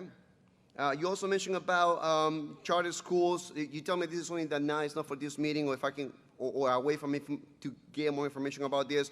But you mentioned about charter schools killing us, right? And I know you're talking about like in the amount of money that we have to pay for this. How are the kids being selected for this, or how is the option being given? If this is something that we can cover more easily with just a website for anyone watching or anyone interested, I'll take that as an answer. Lastly, you talked about a second level of review by the monitor. Where is the monitor tonight in order to further elaborate on any questions from the public? It is my understanding that this person hasn't been here for years. What is the requirement of the monitor to be in these kind of meetings? I understand that somebody gave the report on behalf of the monitor, but if there's a specific questions for the monitor individual, why is that person not here to respond to those questions? And that's what I have. Any more questions? Thank you. Yes, please do. All right. Thank you. So those are excellent questions. First, I mean, let's start with the monitor. I think that's an easy one. That's the easier one. The monitor, when you do comments, the comments don't require answers, so the monitor probably wouldn't answer any questions anyway. But if you did have specific questions, you could email him or call him.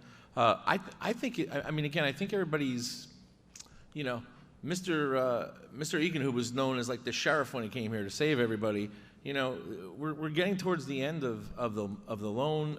The board is shown through several CUSACs now and governance pieces that, you know, it definitely could govern itself. So to have a monitor sit up here, to me, in my opinion, with all due respect to Mr. Egan, who I know is watching tonight, which is part of the requirement, is watching, is insulting actually that he would be here. We don't need some of the, you know, see us, oversee us. His hours every year are less and less, so it's a saving. So I get the state. Well, where is he? Where is he? Not just you. It's been the last year or so, but I see it as a positive.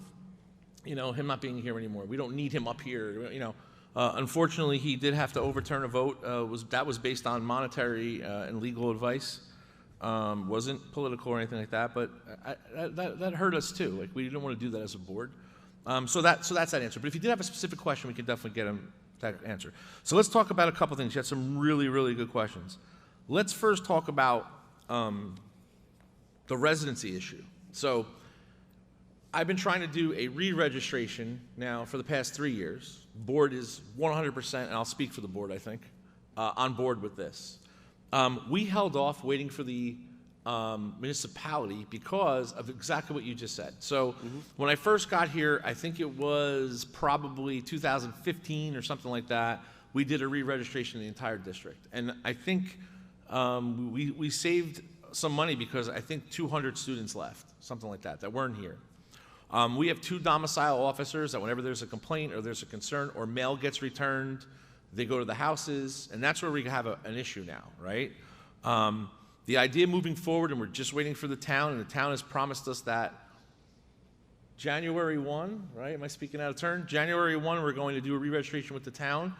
The whole idea now is, right now, when you are leasing an apartment, you don't own, you have a lease, we require something called a, affidavit of landlord. So a landlord does the affidavit, the affidavit says Johnny Jones and Mary live here. And once we get that affidavit and we check on the house, and as long as there's someone living in the house, doesn't have to be all the time, we have to educate that student, okay? I am saying right now, and this has been an issue with me for tax money, there are people renting out rooms, there are people renting out attics, there are people renting, and that's all allowed, but they should be paying their fair share of taxes for getting that income. So what we're trying to work with the municipality on is that the municipality, the requirement would be that individuals get an affidavit of landlord from the municipality.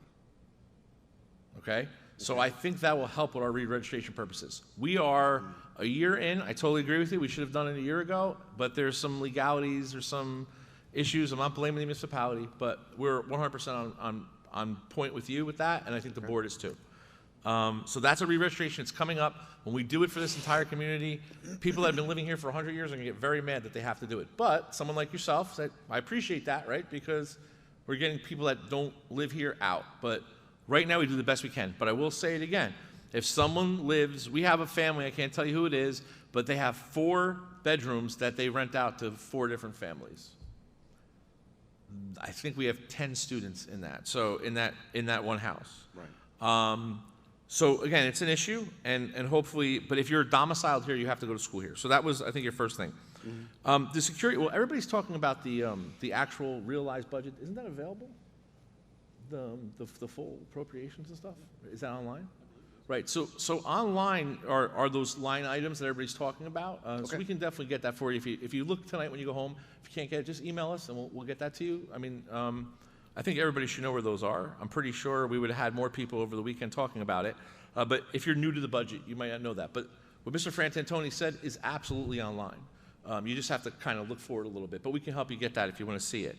So the board has seen that. But to talk about the security piece, it's a little difficult to talk about this. So the budget is struck or approved in April, and last year in July, you know, a lot of towns went what they call Class 3 security, right, with the police department, and our guards were outpaid by almost $10 an hour. Very difficult to keep guards doing that. So in July, we kind of renegotiated to give them a little bit of a bump, right? And again, because it's such an important job, and because they carry a weapon, because they have insurance issues, we're going to give them another little bump this year. That's the proposal. However, we didn't realize that in last year's budget, right? So in April, we didn't put that in. So we had to find some of that money, and we put it in mid-year, and that's we're making up for that now. So that was kind of explained to the board when we first did it.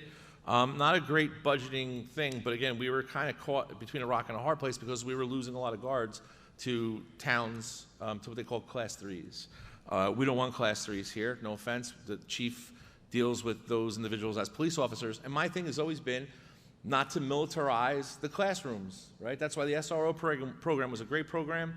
You know, Officer Oriema was our SRO, Officer Mike was our SRO for a long time, did an excellent job, but there's still police officers inside, right? We have safety services now. They're all retired officers and stuff, but again, that's where that is. We cut back to $15,000 as a gesture to the board, and we were going to try to get some free professional development in there because our guards, I don't know if you saw the article on them, but they learn Krav Maga, they learn customer service, a lot of things to help. So we're going to take some of that out.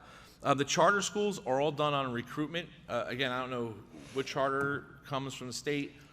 We can't stop kids from going there. You know, if your child wants to go to a charter school, there's a charter school for computers, and they want to go when it's in Belleville, they can apply and get in. It's sort of like, you know, I think it started all around when Governor Christie, maybe a little bit before that, but it's basically tuition-based specialized education. Not good, but again, it's something that we have to deal with. Just one injection there real quick. In regards to the security comment, the follow-up question that I had to that I said was, based on that cut, what is the impact to the safety and security, and what is the risk residual after the cut? Yeah, I did write down risk residual. So again, like I said, we're not going to, some of that safety, that security money also includes a new underfunded mandate with regard to a school safety administrator, which we'll be putting in there too. So it's some of that, but there's really no risk residual. If anything there, that increase that you see, the 485, is actually us adding some guards. So, you know, don't forget, the guards can only work 29 hours a week, but we have a guard full day at every site, and we have one that roams around to go into the playgrounds and stuff like that. So, so there really is no risk residual unless the board cuts it more. Then we'd have an issue. And I think the board was a little upset with me, or the majority of the board was upset that I even cut that a little bit. But that was a good faith estimate because we said, you know, we could do a little bit more with the PD. We have some officers here who have training; they could run the PD for us. We'll give some time back and stuff like that. So. Okay.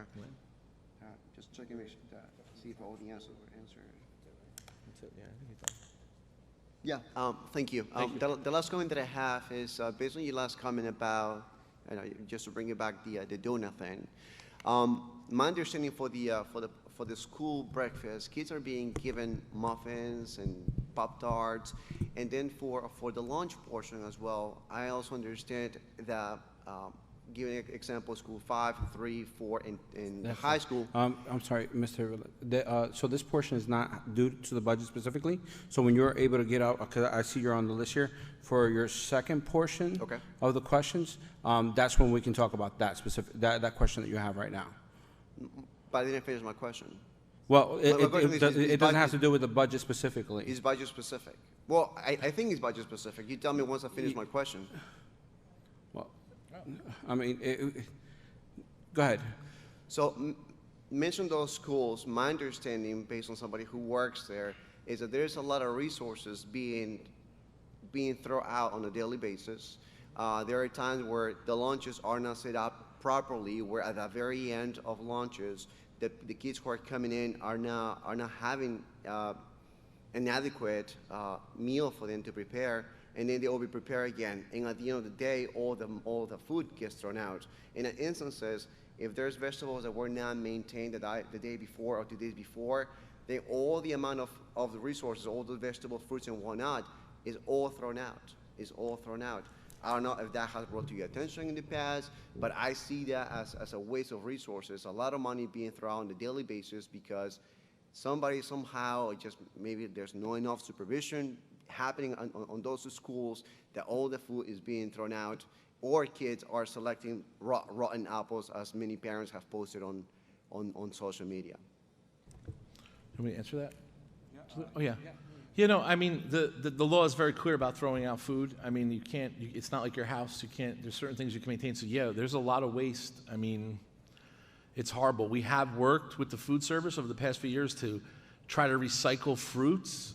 We've been allowed by the USDA to do that, like for kids to grab another milk or something like that. But yeah, all that's all law. That's not us just throwing stuff out. That's not the food service. Everything that's served, whether you think it's appropriate or not, because I agree with you. I just had an argument with Mr. Palladino the other day, because he's in charge of it, about they sell apple fritter muffins in the morning. They all meet the USDA standards for lunches. So there's nothing out of compliance here, just so you're aware of that. Okay. But again, you know, everything that's happening there. And the rotten apple thing, does that happen? Sure it does. We feed 5,000 kids a day. It's a lot of apples, you know? I mean, so for the amount of apples that I've gotten over the years, the handful of pictures or whatever, and the complaints, of course, those are the ones that make it on social media. But, you know, we take care of that right away. I know the food service does. But I'm not saying it's, you know, a great thing. But if there were a plethora of apples, different story. But, you know, so. No, I understand that portion. My entire thing is about all this food, all these vegetables, all these fruit just being thrown out at the end of the day because there's a mismanagement on how to keep that, how to plan days ahead to prepare the food, and when they don't prepare or over prepare or under prepare, then all the resources are just thrown out on a daily basis. Yeah, most of the food in elementary school is pre-bought, but kids by law are able to grab a fruit or a vegetable, but we can't force them to, and if we force them to, they might not eat it. But everything that's thrown out, you're 100% right. I mean, I would love to just give it out to people, but you're not allowed. It's very strict law. You can't even compost it. It's got to be thrown out. Okay. All right. Thank That's you, all I Mr. got. Kuna. Thank you.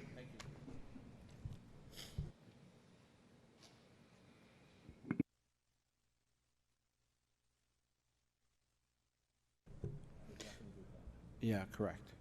Is there anyone else for the budget? Mr. Sheldon?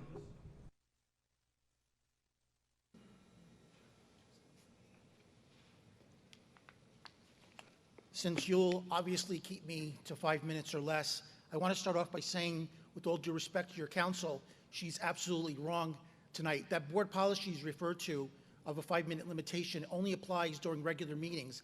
Miss, if it's true, then why did your boss, Mr. Bush, the last 2 years allow speakers to have unlimited time to talk about the budget?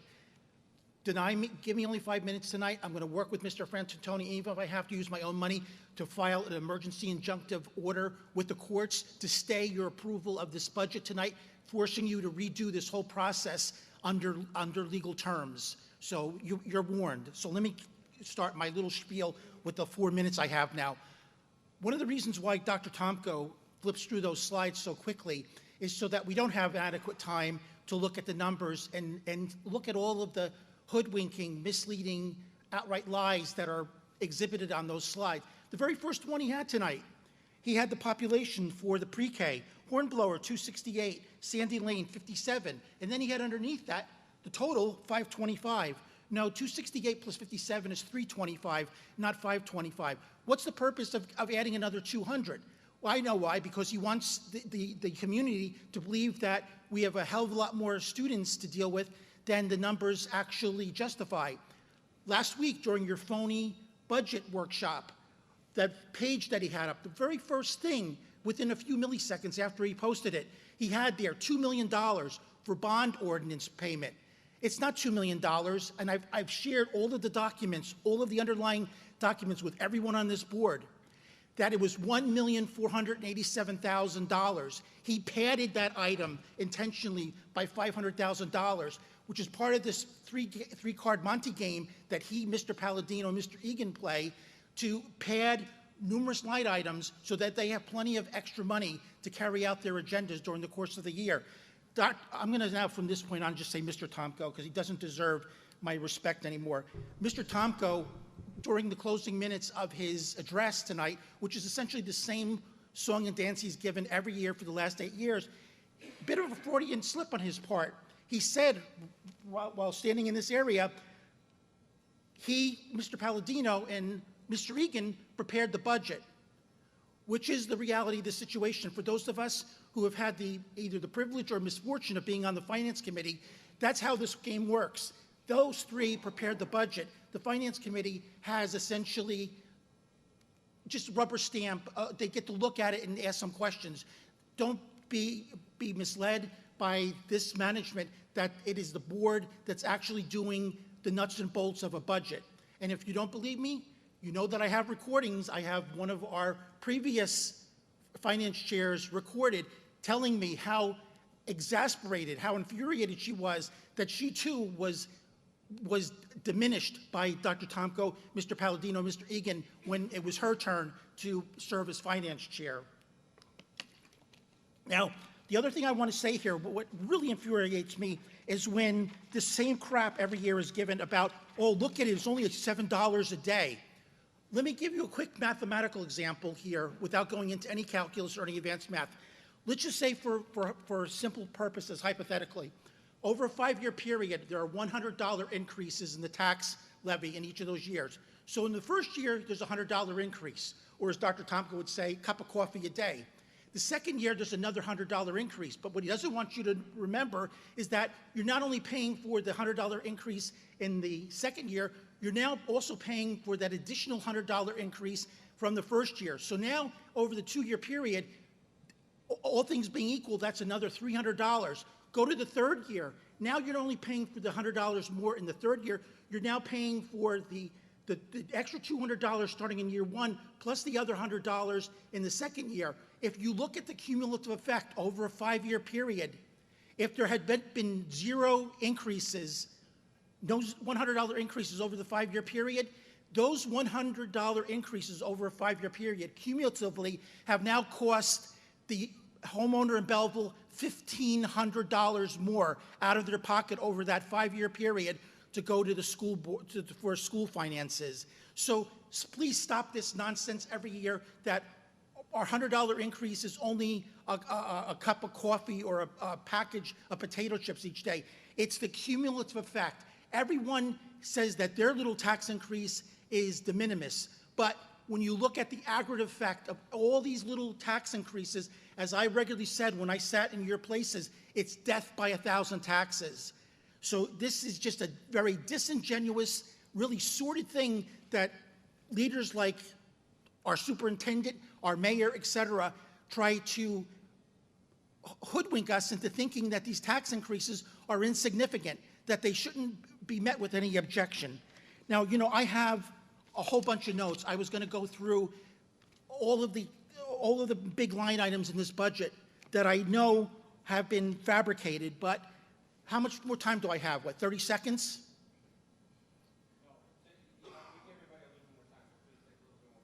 Well, if you're going to give me more time, then with all due respect, I want you to give Mr. Frantantoni another chance. Mr. Frantantoni got about another minute because we're on the time, so we're willing to give you the same minute. Just another minute? I just have a minute? Oh, wow, just a minute. Well, that really makes a world of difference. Oh, God. You know, you're forcing me to go through all of my notes. All right, well, first of all, as I said a few moments ago, clearly the bond payment, the bond ordinance, the shared services bond ordinance payment that was quoted last week for $2 million, that was padded by $500,000. I didn't see anywhere in tonight's song and dance routine where that $500,000 has been rescinded. It's been, you know, obviously moved into other areas as this game is played. But, you know, if you, I think the number quoted tonight was that you managed to scrub $1.9 million. There should be at least another $500,000 there, bringing it up to close to $2.5 million, which means this proposed tax increase should be no more than about $30 on the median assessed home. Now, you know, again, there's just so many things I don't know where to start, because I know the moment I begin to ask questions, you're going to cut me off. For example, I wanted to, the debt service numbers that appear in this budget, and those are summarized in line 90,000. You have debt service numbers that just don't make sense. I was trying to find out how your numbers reconcile with known debt services. That includes the $3.2 million a year for the referendum that was approved by the voters in November 2017. That is a $48.5 million debt payable over a 24-year period. You also have the ECIA loan, which facilitated the Claremont Field project. I was on the board at the time in 2019. That was another $3.6 million. That was supposed to be repayable over a 5-year period at $720,000 a year. So the $3.2 million for the referendum and the $720,000 just for the ECIA loan, that comes to almost $4 million a year. But then you have under line item 90,000 that the debt service is $2,973,475 for the next academic year. There seems to be over $1 million discrepancy there. I don't know how monies may be shifted elsewhere, but that doesn't make any sense. The Thank you, Mr. Sheldon. Yeah. Dr. Tomko, can you please answer his questions? So you're not going to give me the opportunity to ask all the questions. You know, don't even bother. You know, earlier tonight, Dr. Tomko, you said that you went through some of the old budgets and you said you don't know how these budgets were. I happen to have many of those spreadsheets. And you know what? I'm going to give them to you and Mr. Palladino without asking you to file an Oprah request for me. And I'm not even going to have my counsel do the review of your Oprah requests, because Miles Feinstein charges at least $1,000 an hour for his legal services. I'm just going to give them to you for free. I'll talk more about your efforts to deny me of my civil rights later on tonight with this piece of crap you have here about the Oprah request. Thank you, Mr. Sheldon. Already contacted today by a law firm wanting to take on the civil rights suit against you. That's great. Answer Thanks. to the chair. I would actually like to ask, can we have Mr. Parapato share a link on our social media showing the budget information, the line items? I know we have them on our website, but is it possible to just share a hyperlink where everybody can just Yeah, we'll easily do click that. on it? Just a couple of questions, just so it's fresh in my mind. The ECIA alone, if I'm mistaken, is not debt service, correct? So that's not debt service, Mr. Sheldon? I don't know if you're paying attention, but it's not debt service. ECIA, it's not debt service. You did say that, though. It's not. It's never been. It's a payment. So that's one. But let's go back to the pre-K, because actually I wrote down a couple of your questions. And I will say, I asked you for specific cuts. I didn't get anything. You can also make a conference, make a meeting to have a conference with Mr. Palladino and myself. Well, I would love to sit down with you and go over all the stuff and all the old budgets you have. I mean, but regardless, pre-K numbers, I can do simple mathematics, you're correct, but there are pre-Ks in other buildings. So on that slide, we had Heck, we had Sandy Lane, and then we had a total number. So in 4 or 5 of the schools, they're all also 4, 7, 10. Mr. Sullivan's here tonight, 3. So we have kids throughout the district still. So if you add up all that, that's why I gave the number saying the universe is at 500 and something students. So didn't make that up, and I did add correctly, but again, that's the answer. The first cut on the slide, and again, these slides will be posted. I don't know if Mr. Parapato can post it now while we're doing it too, so you could review it. The big scissor slide with the cuts, the first slide is the bond. And when you brought it up at the workshop, I really don't want to go over it because I wanted to talk to the board because there was an opportunity to pay it back a little sooner, and Mr. Egan didn't feel that was appropriate. But in July, the number that Mr. Palladino and I received to budget for was 1.79 million. So we inflated it to 2 million just in case. Then in the end of April or mid-April, we were noticed that it wasn't going to be amortized, it was going to be a ban. And that's why the first cut was exactly what you said last week. So you were right on the money, sir. So that was $500,000. Which again, on Friday was posted. So if you did the calculation, you would have known that. But that's okay. But I'm just saying it was transparent enough to be out there. I have to say it because you brought it up. I still welcome the specific cuts and everything. You were finance chair in the past. Those years that you were finance chair, we raised taxes. So for you to sit here and say we continue to raise taxes, you were part of that for 3 years. I'm not saying you did anything wrong, but I'm just saying you were part of it. You were the chair. You made fun of my slideshow. It's nothing different than when you were here. I don't know. I mean, I understand you're upset about stuff. That's fine. And you could call me anything you'd like, and it doesn't bother me, obviously. I'm not here to compare degrees with you and stuff like that. I know you like doing that in town. You like calling people names. You've called me different names already. But again, it's just, we try to talk about bullying and all the things here and being, cordial to people. And, as we get up to the pulpit, you've said a few, you said the C word, C-R-A-P, a few times. It's not really appropriate in front of women. I just, don't appreciate that. You're getting all heated here. It's a simple conversation. Just answer all your questions. Again, 4th time now. Give us a phone call. We'll sit down with you. I have no problem. I've always respected you. Never had any disrespect for you. So, but you call me whatever you like. So, I've been called worse. But those are the answers. I mean, it's all here. Nothing's hiding.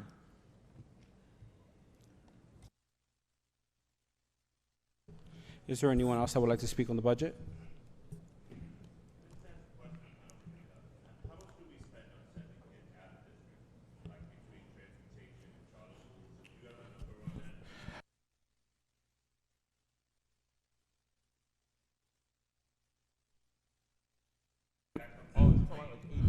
Well, can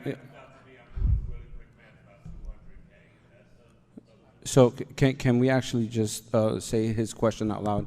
The reason for the mic is so that the public on social media, on YouTube can hear it.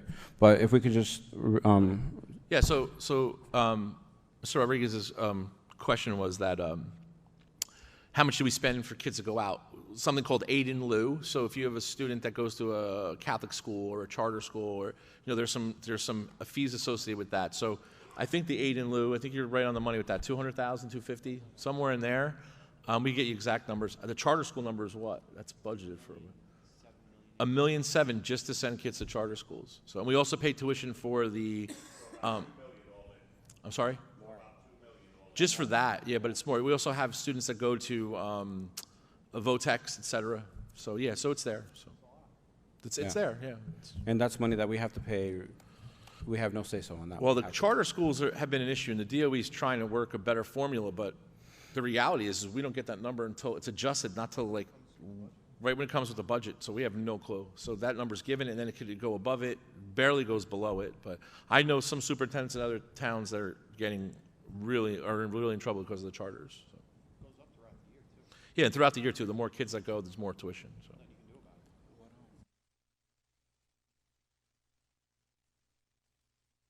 Is there anyone else that has any questions about the budget specifically? Okay, hearing none, I'd like to motion to close.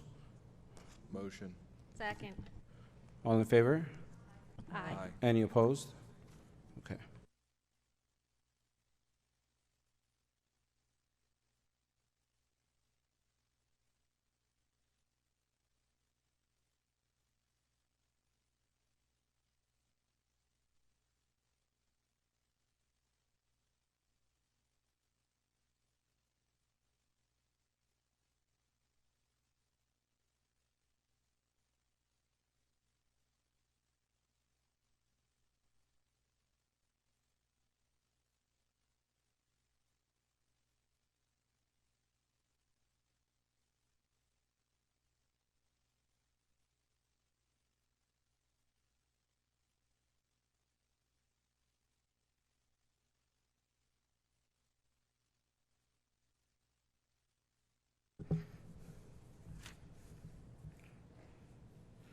Okay, so we're going to move on to item 6, Oprah request. This is a new item that we've added to the agenda. It's not necessarily that this is the specific one that we're adding. We're going to go ahead and continue adding to this line item. I'd like Tomko, if you could explain that a little bit. Sure. Threw me right into that fire there. Yeah. Right. Hey, listen, you're ready for it. We've been working on this actually starting last year, but the board direction from the board executive team was to just do this year. One of the things that keeps coming up here, for those of you who don't know, it's section 6 now is one of the new sections. There'll be a few more new sections on the way that we've been working on, so stay tuned for that. But section 6 is the Oprah Open Public Records Act. Those requests for the board. We have copies up here because I didn't know if anybody was going to be able to download it or look at it. One of the big concerns, we've been preparing a budget over the last couple of years, and it's something that the board was caught, quote unquote, caught in, was legal reserve, other things that we budgeted for. And it's very easy to say, well, nothing's going to happen. But like I just mentioned before, which I think Ms. Blackburn's probably going to kill me for, but, we do have another case now that we weren't expecting. So, it's going to cost, the board has to be protected. This is one of those other areas that all these legal costs, et cetera, are creeping up on us. And when you cut the legal reserve line, we don't know how many OPA requests we're going to get. And like I said, there's going to be a few other sections as well. So we can show you how these legal costs are skyrocketing a little bit. I was watching something from Essex County the other day, Meet the Mayors, it was called. I thought Mayor Melham would be there, but I didn't see him on the feed. But the mayor from Livingston was there, and he was talking about how they had to hire 2 extra clerks just for all the OPA requests. So it's not just a Belleville thing, it's all over. The Open Public Meetings Act and the Open Public Records Act was put there because there were districts and municipalities, et cetera, who were, having meetings in the back room where they were not giving people public requests and stuff like that. Well, we try to put as much as we can online. Anything that anyone has asked us for of a public record that we can have, we've printed out and given or whatever. But some things that are requested have to be reviewed by an attorney. They have to be redacted, especially things that might be requested that include vendors, litigation possibly, or things prior to when I got here especially. So if anybody asks for anything like 2010, the lawyers are going to look at it. So I don't really want to, I really wasn't prepared to speak to this. I really didn't see what the big deal was, but I get it now. So I think, to mention, if you look at the list, I mean, there's 10 or 11 different individuals or entities on this list that have caused the board some money. Not so much just townspeople either. There's a law firm there that's close to $4,000. There's another person in the summer was $1,500. So this isn't, this is a public record, and to come up here and to think that this shouldn't be on there means that maybe you feel or someone feels that they shouldn't have asked for it. I don't know.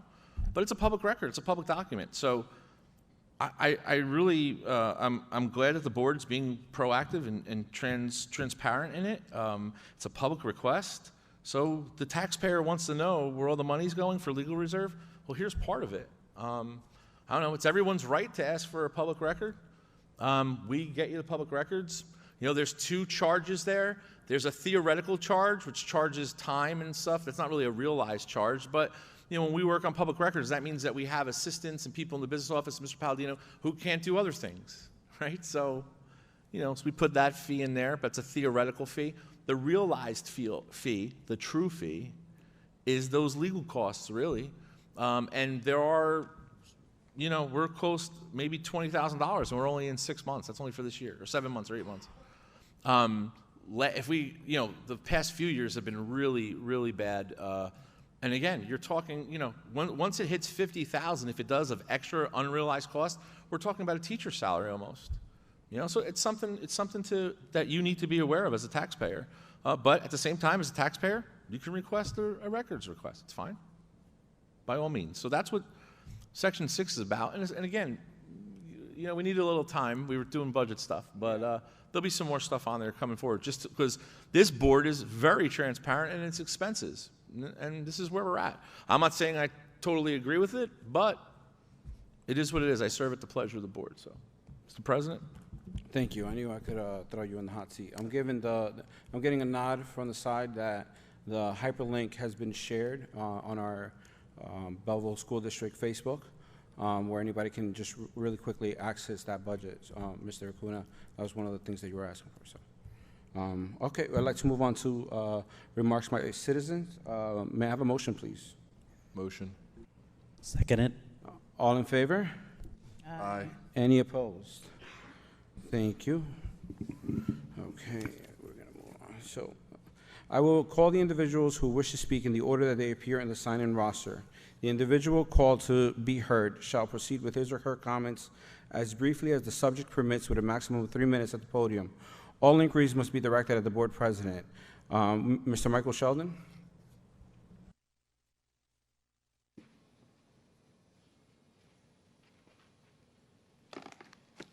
Good evening again. Get my own clock. I want to comment about this Oprah list. One of the primary reasons why I and several other residents have to file Oprahs is because there isn't transparency. We ask questions at this podium, we get no answers, or we're told we'll get back to you in a day or so, and there's no follow-up. We never hear any response. I want to just focus on 3 items here, which happen to carry exorbitant, unjustified legal expenses. I'm referring to firstly the 2 items that are marked for me in October 2022. The first one has a legal expense of $511.50. Now, I want to tell you and the rest of the community what that was about. I had noticed at that particular board meeting, in the bills list, there was a payment to an outside law firm, not the Bush firm, but Castronova and Company, for $70,000. And I wanted to know, I asked at the podium, can you just tell me in a summary fashion what this was about? No, do an Oprah request.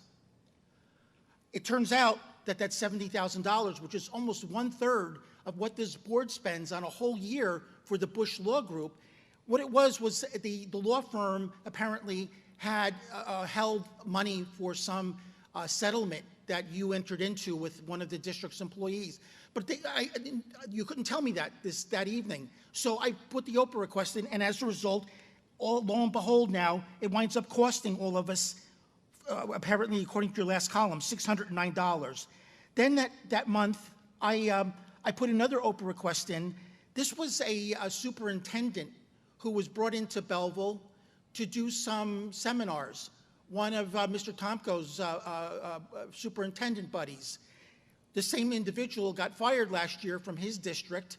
His court case to be reinstated was also overturned.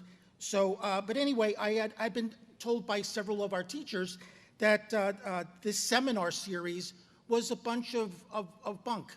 It was a waste of time, and they even shared with me they thought that this was some sort of quid pro quo between Dr. Tomko and one of his superintendent friends. You have to wonder how much of this goes on.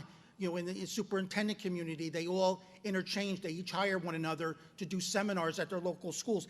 This particular individual, for the apparently two sessions he conducted here in Belleville, got paid almost $22,000 on top of his salary, his previous salary of almost $240,000. I'm not going to identify the name or his location. But the last item I want to mention, which just, floored me, this was from December 2022.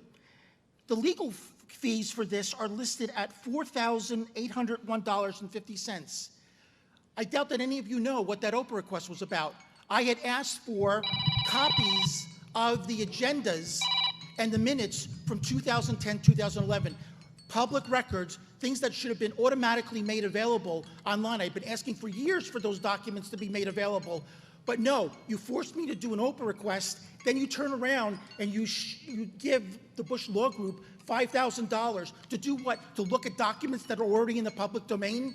Why did the Bush Law Group have to look at old agendas and minutes for documents that are presumably in the public domain? Could it be that that was the beginning stages of the corrupt Board of Ed that precipitated the district going into a $3.7 million deficit in 2014, which then ushered in Mr. Egan as state monitor? So, that's speculation on my part, but this was an unnecessary expense. Why you gave this work to the Bush Law Group to begin with makes no sense, and I think that the Bush Law Group should refund this money to you. There was no need for them to review documents that should have been already in the public domain. Thank you, Mr. So Sheldon. if you've got a problem, it's the Bush Law Group. Ask them to give back the $4,800. Oh, give us back the money. Can you write us a check? Yes, please, sure. Yeah, through the chair. I don't know.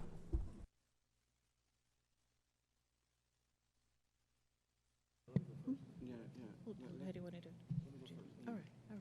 Okay, yeah, we have to comment on a couple of those things, because there were some statements made. So first, that first Oprah that we couldn't give you, you kind of just admitted it here, Mr. Sheldon, was that it was a personnel issue. It's got to be redacted. It's personnel. You Oprah'd some stuff on active negotiations we were having with certain, developers too. All that stuff has to be redacted. It's the way it goes. And our attorney of record is the Bush Law Group. That's who gets it. And just so everybody's clear, they review all of the minutes, all the meetings, since I've been here at least, right, Matt? They review all the minutes to make sure that when we post them, and this was something that you were working on when you were on the board, you're correct, we have to go back now and get, in order to post all those minutes, the Bush Law Group would have to review all of them. So we didn't want to spend that money. But when you Oprah them, now anything prior to me, so anything prior to 2014, was never reviewed by an attorney. Maybe it was because of what was happening here. I don't know. I wasn't here. But anything before 2014 that's requested, yes, definitely has to be reviewed by an attorney. So yes, that's absolutely. Let's talk about Dr. Zawicki for a second. I don't know what kind of I know Dr. Zawicki, obviously, as a colleague. Also, we live in the same community. I mean, it's public record. It's not a big deal. But we hired Rutgers. He works for Rutgers. Okay, so I don't know if he's going to show up next week. I don't know if Rutgers is bringing in a new person when we do RTI, MTSS. All I know is that regardless of what happens in his community, which is Mount Olive, you can say it, it's okay, it's public record, whatever's going on over there with him politically or has nothing to do with him being an RTI expert. He's one of the most profound individuals in RTI that I know of in the field. And I think most of the staff and administration will say that, which really wants me to caution you on getting up here and saying that teachers have told you that they think it's a quid pro quo. You're just now publicly just made a statement that some of my teachers think it's a quid pro quo. That's a major problem for some of these people. That's not the first time you've done stuff like that either. So please, I caution you. These teachers have nothing to do with these comments. You shouldn't say anything like that. That's libelous. That's exactly what that is. And again, all the minutes are reviewed. I won't say anything about the Bush Law Group. They've saved us a ton of money. They do an incredible job. Ms. Blackburn does an incredible job. She's probably one of the most prominent lawyers in the state, has a lot of experience. I know she probably wants to say something, I would think. Well, I would just simply say that the board, the firm works for the board. It does the work that the board requests that it does. It doesn't sua sponte say we must do. So we absolutely work at the discretion of the board itself. Thank you very much. And I'd like to further add, I don't want anyone to be discouraged from requesting an Oprah request. If you have a question, if there's something that was unanswered for you, there's several things we spoke about today. If you have any question, submit your Oprah request. The objective behind this is not to deter anyone. If anything, you know what? Showed up several times here. Good for you. You're doing what you're supposed to do as a resident of this town. So if anybody needs to do the same, go ahead and do it. Your questions will be answered. We're going to move on to Mr. Ruben Rodriguez.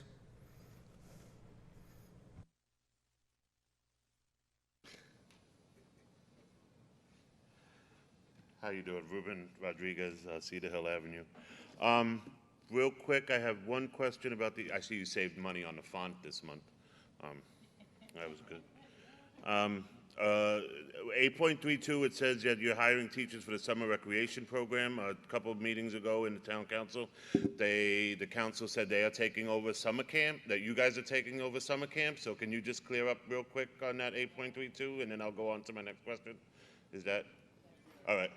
All right. Also, just because, I'm sorry, I didn't get the lawyer's name. I apologize. But I looked up the Public Records Act, and what it says actually is the length of the portion to be determined by the municipal governing body or Board of Education. I guess it depends on how you want to read that. I guess everybody can read it a different way. The way I kind of read it is you're going to set an amount of time aside, and then there's not a lot of people here. So if you set aside a 30-minute time and there's 5 people, then you give each people 6 minutes. If there's 10 people, you give them all 3 minutes. But to say you only have 5 minutes, so if only one person comes, you're not setting aside time. You're actually saying that you can only speak for 5 minutes.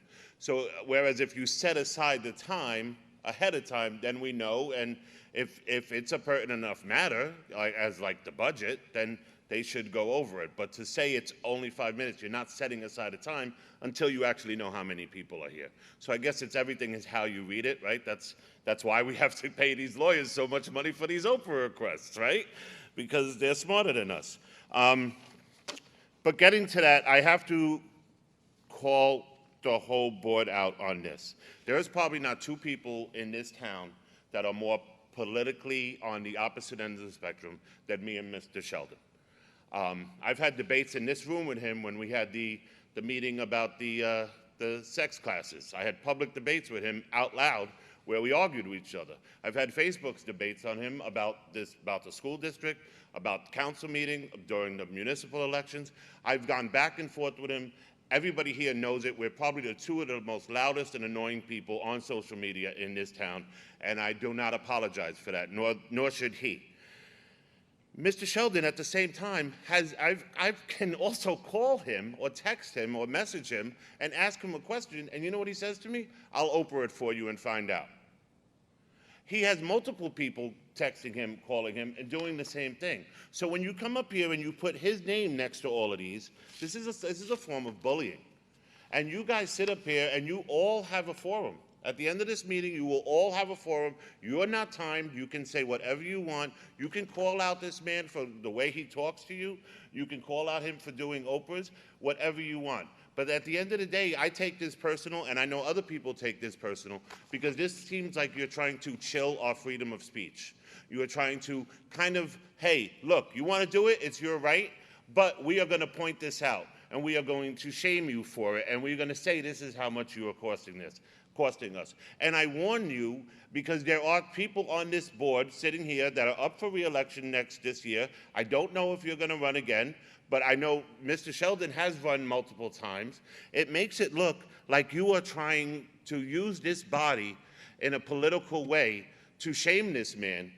And you can say whatever you want. You could say you're not. I'm telling you how it looks from the outside looking in.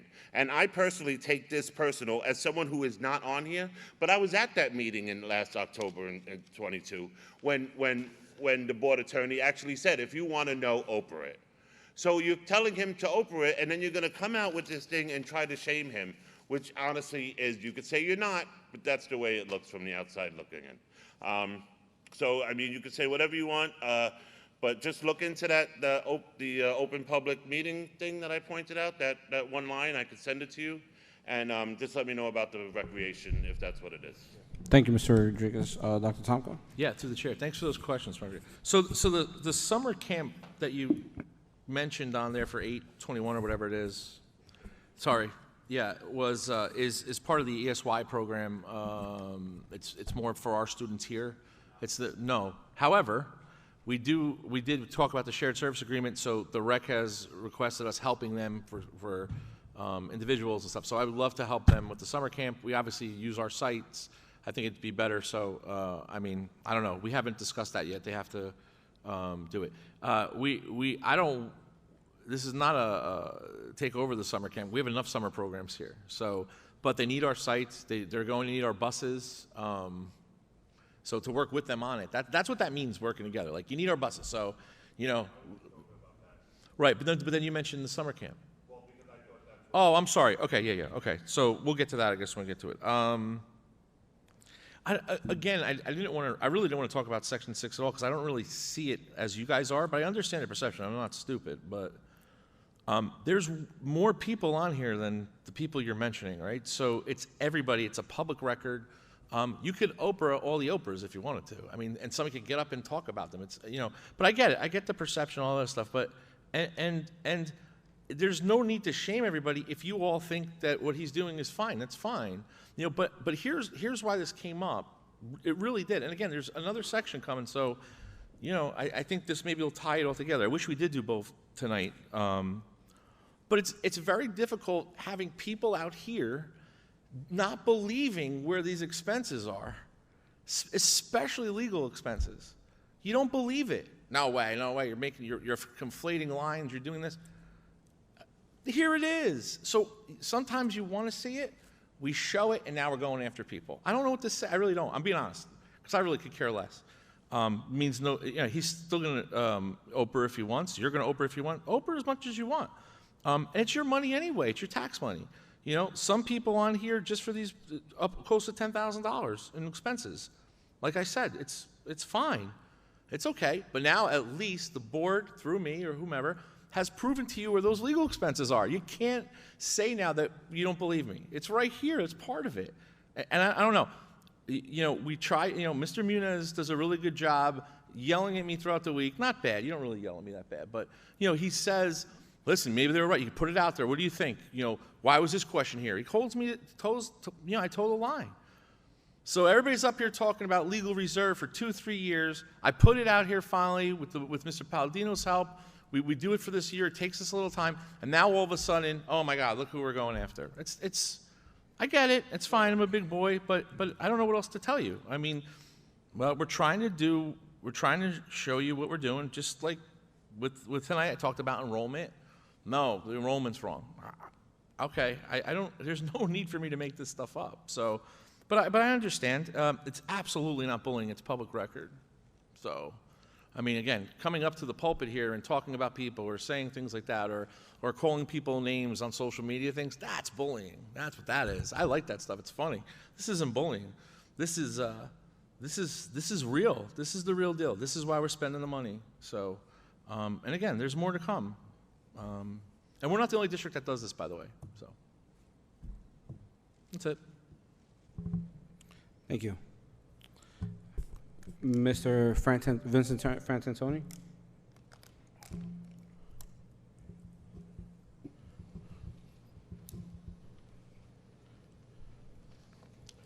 Yes, well, I guess Mr. Rodriguez. Well, you know what? I'm sorry, Mr. Frantantoni. Before I start taking from your time. Once you ask all your questions, we'll go ahead and respond to any questions that you have for us. We don't want to take away from your time. Okay, you see, now that is a perfect example why we do Oprahs. Thank you, Mr. President. That is the reason. I've been doing this 45, 50 years. We used to have a dialogue. So I ask questions, maybe I ask 3 or 4, sit down and we'll answer. I sit down, you know, and sometimes I have to yell from the audience, you didn't answer me. So I don't get an answer. So then you force an Oprah. This is exactly what it is. The transparency, that's the biggest phony word Dr. Tomko has ever used. We used to do this, I've been doing this, I go to assembly hearings, Senate hearings, county hearings, and we have a dialogue, but not in this board. Shut your mouth, ask your questions, and sit your butt down. And then nobody answers you. So we're forced to do an Oprah. There's only one I got. I asked one question. What the heck is $296? I asked her. The municipal budget was introduced 3 weeks ago. 2 days later, I walked in the town clerk. Hi, Mr. Cabrera. Can I have a copy of the budget? He picks up the budget, throws it in the copy machine. Boom, boom, boom. In 2 minutes, I walk out with 90 pages. I mean, that's transparency. I asked the municipal, and I get an answer. Now, I don't know what was it. I don't get an answer of an agenda item. So I Oprah it, and then $298, 1 hour to answer a simple question about a budget item. This is the fraud that's being perpetrated, and I hope you trustees realize what's going on with this administration. It's an absolute disgrace. And I don't know how you 7 are not embarrassed to oversee this crew here. Enough with the Oprahs. You know what it is, an intimidating factor and answer the public the night of the thing, and you won't have these Oprahs. Now, the school performance report that came out this week. I mean, everything is low. They have a thing there. To be achieved, you need a rating of 54. We're down to 32. Next to it, not met. This thing, not met. School 5, not met. School 8, not met, not met, not met. Are you proud of the job that your administration is doing? I don't know if any of you read that report. It was in the newspapers and it was online. So the primary goal is to educate our students, not to build an athletic facility. And we're failing at teaching our kids. Not my opinion, the State Board of Education report. And the other thing I say, Dr. Tomko, I'm surprised you said that you know of 4 families living in families living in each bedroom? We have a health law in Belleville, and I believe it's in the state, and I keep it handy because when I rent apartments, I can't rent it. The law says a bedroom for one person has to be minimum 70 square feet and 50 extra square feet for the second person to live in a bedroom. Also, adults and children are not allowed to be in the same bedroom. So you're telling me you know of people renting a bedroom for an entire family, 4 families, I think you said, in one house. It's your duty to report this to the proper authorities. These children are being abused. It just boggles my mind. I come here, you know, you're a great talker. But like I said, so is a carnival barker. Yes, but I'm speaking with facts behind me. And you still don't answer me. How come we got 117,000, 102,000, 107,000 in documents that just presented? What is the budget? You know, so it's so Thank you, Mr. aggravating Frantantoni. and so embarrassing. And there he is. My time is up. Yes, You people you're- ought to be ashamed of yourself. And you trustees, please, maybe you're intimidated by him, but pay attention to what he's doing. It's not in the best interest of our I can assure you children that or our no one here, I think we all work very well together. No one here is intimidated by anyone while we're here. And that's a terrific question, terrific comment that you made before. If you would like for us to print you out the budget, you're welcome to come to the HEC building and we can print it out. We actually have a copy of it right here at the podium if you'd like it printed out as a printed out version. You have the final figures. What's printed there is what's current, what's based on today. We had an explanation earlier as to the different phases of how we present the budget. The final budget is sitting there at the podium, which you have a copy of, I believe. Okay, so you just stated that you didn't get a copy. And now we're telling you that you have a copy in your possession. Yes, and we said that during the presentation that we had earlier, that the numbers have been different throughout the stages. This final stage right now is the final numbers, and that you have a copy of in your possession currently. That presentation was accurate because it's the same information that you're sitting with right there. What number is incorrect from his figure that he's explaining? I don't know. Can we look at it and just. Yeah, we're going to go ahead and look at that. Is there any other? You want to answer any of his other questions? Yes, please? I do, through the chair.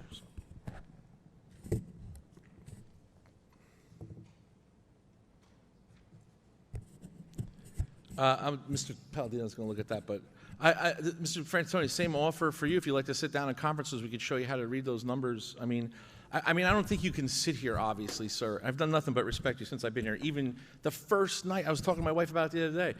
The first night, you didn't even know me yet, and you were talking about me the first night. So that's just you, and that's the spirit of you, and that's I enjoy that about you. But here's the thing: can you honestly sit here and tell me, or tell everyone here, that you haven't called me or spoke to me about things that you need done? I haven't answered those things for you?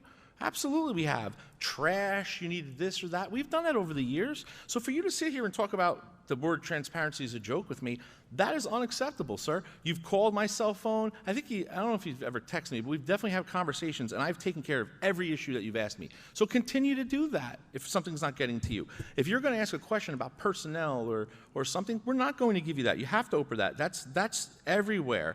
So no, so that has happened. So I take exception to that numerous times. You know, I thought we would probably talk about this at the next section, and we were all, but you brought it up, so let's talk about this report.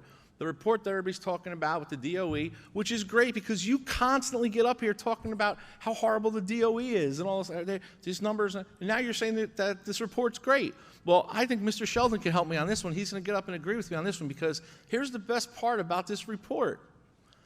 The federal government, I don't know, 8, 9 years ago, don't quote me on it, comes up with something called chronic absenteeism, right? They link chronic absenteeism to low test scores. They link it. It makes sense. The theory makes sense. If you're chronically absent, the test scores are going to be low. Okay? Yeah, kids have to be in the classrooms. All right. There are no more excused absences. I think there's 4 categories of excused absences. So if you take your son or daughter out to go get braces, that's an absence. If they're out more than 10% of the year, so say 18 days, that's a lot. That's a lot. But they're considered chronically absent. Okay? Here's the best part of the DOE formula, which, if you look at those reports, those guidelines, which we actually did talk about in October, okay, so it's not like we're hiding it. We talked about it already at length in October. However, if you look at the form, the DOE isn't even responding to requests about how is this formula put together. But let me ask you this question, as a data person, and we have some data people here in the audience, how do you put in a formula something that is there, chronic absenteeism, because of the apparent low test scores based on chronic absenteeism, and then also in the same formula talk about test scores? It's like double jeopardy. It doesn't make any sense. So if you're chronically absent in a building, if you have a high percentage of your kids chronically absent, which means that your test scores are low, how then, as part of that rank, do you also calculate in the formula low test scores? It doesn't make any sense. It's basically driven by these schools that aren't chronically absent. That's where those schools are in the blue category that you saw. The formula is insane. It is. I want somebody to show me the formula. I don't know what it is. All I know is it's based on growth, scores, and chronic absenteeism. And chronic absenteeism is directly linked to scores. So it's like we're getting hit on it twice. Now, I will say one more thing, because I know it's going to be brought up again, but I'm really proud of this. If you look at all the towns, our middle school and several of our elementary schools beat some pretty prominent districts. They really did. I'm really excited about the middle school that many of our community members used to get up here and talk about all the time. Very excited about that. So again, progress, our growth, I've talked about it all the time. We can't talk about aggregate numbers anymore. We're almost at 60% free and reduced lunch. 10 years ago, we weren't even close to anywhere half that. It's different. It's a different time. We're proud of our students that graduate. We have a high graduation rate. Our growth rate is high, but we do have kids that are chronically absent. Why? They go away. If you're watching at home right now and you're somebody who takes your kid to Disney World when we're not off and you pull them out, well, that's like 7 days. You're halfway there. You're not helping our numbers. It's a formula. That's how it is. But again, last thing I'll say is about the health. I'm not finished. But I let you talk. I absolutely let you talk. But I let you talk. Mr. Frantantoni, you want the dialogue. This is how it works. You have to sit down and listen. Please, thank you.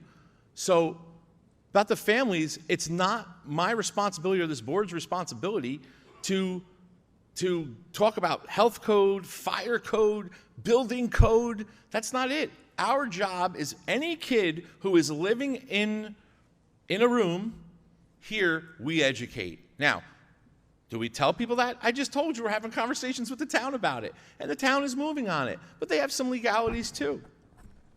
So every time we've gotten up here, we've had answers. I don't know what else to say. I don't. You could say that the leadership is horrible, that's why the scores are bad. But think your own kids, what your own kids are doing at home, right? Look at their growth. If you have more than one child at home, you know that maybe one child's great in sports, one child gets A's, one child gets C's. They're all different. It's the same thing we have here. We have students, again, we have kids that get full rides, full scholarships. So we're gonna celebrate them next month. We have valedictorians that, I'll put our best kids up with anyone's best kids any day. And we have kids that are trying really hard. So that's why I said, let's keep talking about that growth rate. Just extrapolate the growth rate and let's see how we're doing. And we mentioned that. We mentioned that a couple meetings ago. You want to talk about aggregates? Guess what? It's gonna take a while. And we were moving up the ladder, and then COVID hit. I hate blaming COVID for anything, but it is what it is. And some people in this audience were on the board when we were totally making those strides. We changed curriculum. We didn't have algebra for 1 year before I got here. I mean, these things take some time, but we're making progress. And I'll argue with anybody, and I know there's You know, preschool's doesn't matter. Preschool absolutely matters. We're identifying kids earlier now. They're counting to 100 before they even get into kindergarten. Of course it matters. That 90% preschool universe next year, by the time those students get to testing grades, that's when the rubber really hits the road. We'll see some major results. And I'm really proud of that. So again, I appreciate people coming up here talking about that. But our teachers are trying really hard. Our students are always trying. Nobody comes here and says, let's do poorly. Nobody wants to do that. We're doing everything we can. But again, those reports, I've always said, these reports are ridiculous. The formulas are top secret. I mean, the niche reports, like who's got the better community. Yeah, you get all your parents to go on there and fill out the niche reports, and then you become an A+ district. Well, guess what? I'm asking all the parents to go on there and talk about Belleville on niche right now. That's it. No, seriously, we have to start thinking of some of these things. Thank you. Was that a barker?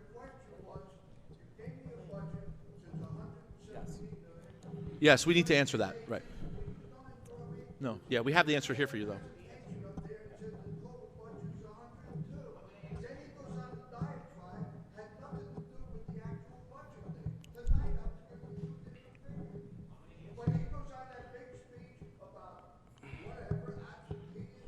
I was answering your questions. Wait, but you can't sit here, Mr. Frantoni, talk about a dialogue. Ask me questions. I give you a dialogue, and now tell me I think you should review the tape, what you asked me. And we're going to answer. We have the answer for you, sir. Answer it right now. We have the answer for you. But I'm answering your other questions. I don't know why you're getting so upset. We have the answers for you right here. Look at how upset you're getting. I just answered all your questions, and now Mr. Palladino's going to answer your other question. No, you... Okay. Mr. Palladino, can you please answer Mr. Frantantoni's question? Sure. On slide 24, the total general fund budget, which for those of you that don't know is what comes from your taxes and state aid, pre-cut, so before Friday, was $102,278,893. Also, the total budget, including grants, debt service, and the general fund, pre-cut, was $118,229,002. After Dr. Tomko and myself worked with the board, the total general fund budget was cut to $100,328,873, which is on slide 34, and the total district budget after the cut was $117,279,002. The numbers are correct. Does that answer your question? The total district budget, yes, is $117 million. That's the. I'm sorry. The 102 that was on the slide was the total general fund budget before we made cuts. That includes what goes from state aid, your taxes, and any other small little things we bring in as revenue.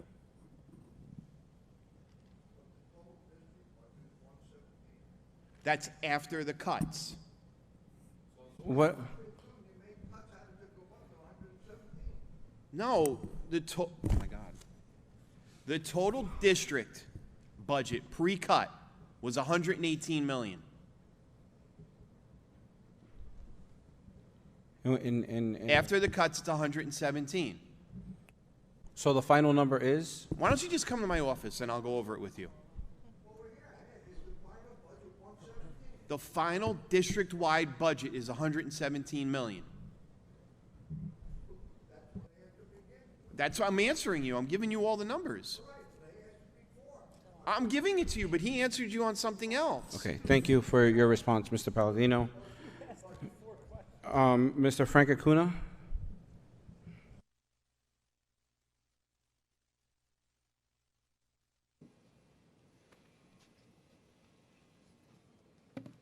Thank you again. So regarding the 6 Oprah requests, as I was looking as well at the numbers here, I want to say first of all that I have the utmost respect for the people who work in the law aspect. I understand the rules and regulations that they have to follow as per the ABA. I know that. However, I see the numbers in a question for requests to take an hour, and then for Mr. Sheldon, and December 22nd, $4,800. Maybe maybe the attorney is not doing a good job. No, not because the attorney, that doesn't mean they're fantastic. I mean, the same thing with any professional. We have really good ones, you got really bad ones. Maybe these ones right here are not doing what they're supposed to be doing very competently. I have a growing concern in regards to children being over-sexualized, teachers pushing agenda to force children, indoctrinate them, books assigned for children as young as 6 years old to teach them about oral and anal sex, school officials being recorded admitting that this is taking place in multiple school, and during multiple school meetings, parents bringing this information up. And I bring this up not because I have any concerns at this moment about our district, but this is something that is happening currently in New Jersey in different municipalities, different schools. Parents are coming up, they're not happy with the information that children are being taught. An agenda is being pushed on them. They go to libraries and they have shown on video, on different platforms, I'm at the library, this is the books that are showing this information to children that, in my opinion, it has no business for a 5, 6, 7-year-old, 10-year-old to learn about anal sex, about oral sex, and all this kind of stuff, right? Same thing goes to some teachers, not saying here, not saying this is happening in our town, but again, it's forcing the children to address them in a certain way that it has nothing to do with learning about basics, math, English, and science, right? And it is a concern because if this is happening in other schools, and it is happening in New Jersey, when are we going to be next? That's my concern. Thank you. Thank you, Mr. Acuna.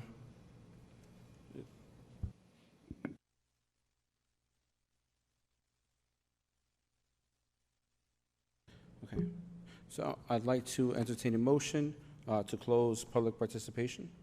May I have a motion? Motion. Second. All in favor? Aye. Any opposed? Thank you. Okay. So we're going to move on to our personnel, our resolution for personnel. I have a motion on 8-1 to... Mr. President, you skipped over Jody. I'm sorry? You skipped over Jody. She's for... No, that's, Jody is at the end. This is for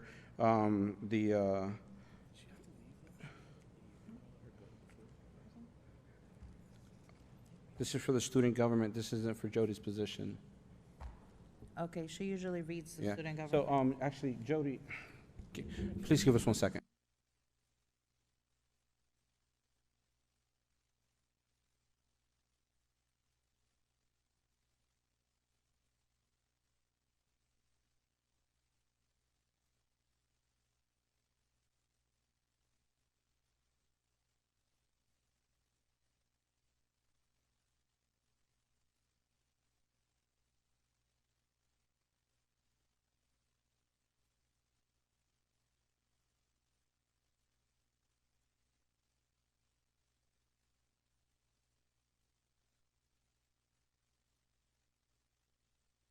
No, we're within order.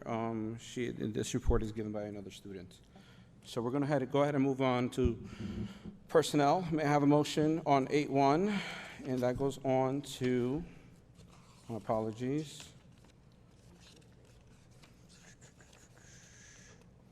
Oh, this is a pretty big one. So it's a motion from 8-1 to 8:43. Is there any discussion? Yes. Go ahead, Ms. Shockley. Thank you, Mr. President. Can you, Dr. Tomko, can you please explain item 8.2 to me, and the public, obviously? And I had a question about 8.30. It says a stipend plus salary there, and it does not add up to 61,730. I'm sorry, Ms. Shockley. Can we have someone take a look outside by the... Ms. Chaco, can you repeat the numbers again? I apologize. Yes, I wanted you to please explain item 8.2, and then I had a comment about 8.30. The stipend plus the salary does not seem to add to the amount of 61,730. The resignation, you want me to explain? 8.2, are we looking at the same thing?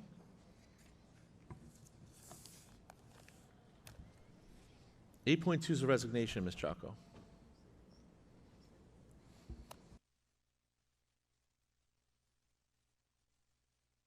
Sorry, Dr. Tomko, I think I wrote down the wrong number. But 8.30, definitely, it was 8.20, I think it was. I wrote it. Just, if you could clarify 8.30 for me, because the stipend plus the salary does not add up to that 61,730. I didn't know if there's a typo.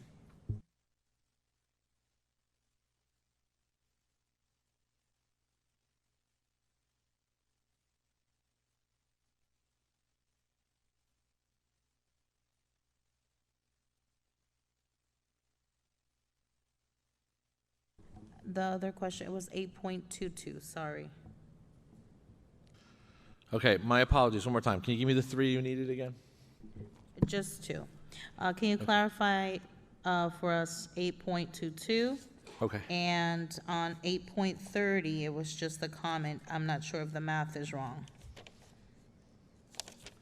Okay, 8.22 is the unrecognized titles. We've done this probably for the past 6 or 7 years.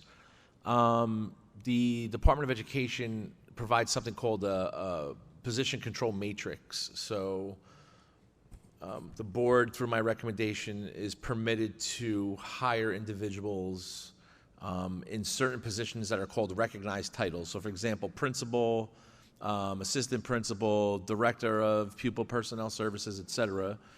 There's a whole list of those. They're different for private schools, but public schools, the Department of Ed recognizes certain titles, and with those titles have to come specific certifications. That's called position control.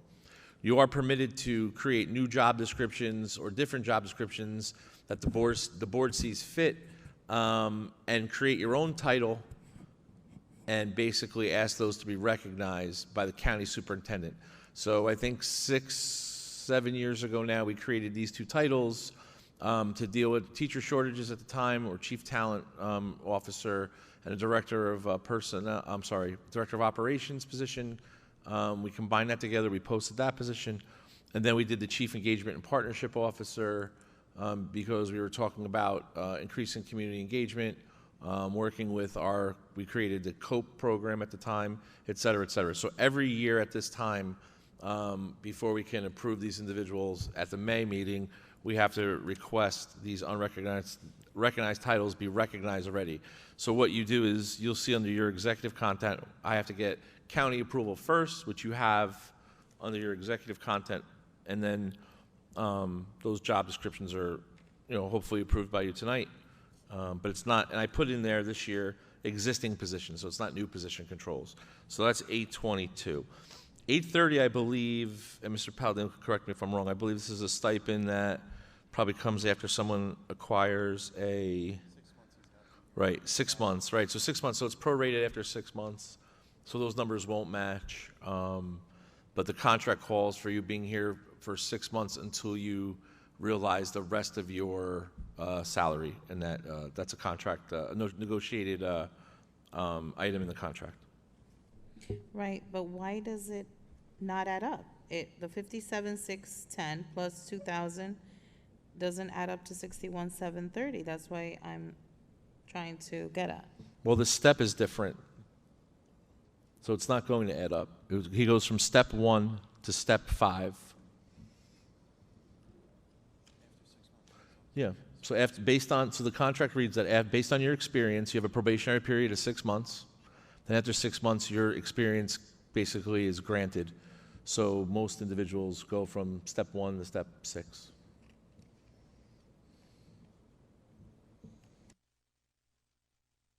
This is step 5, sorry.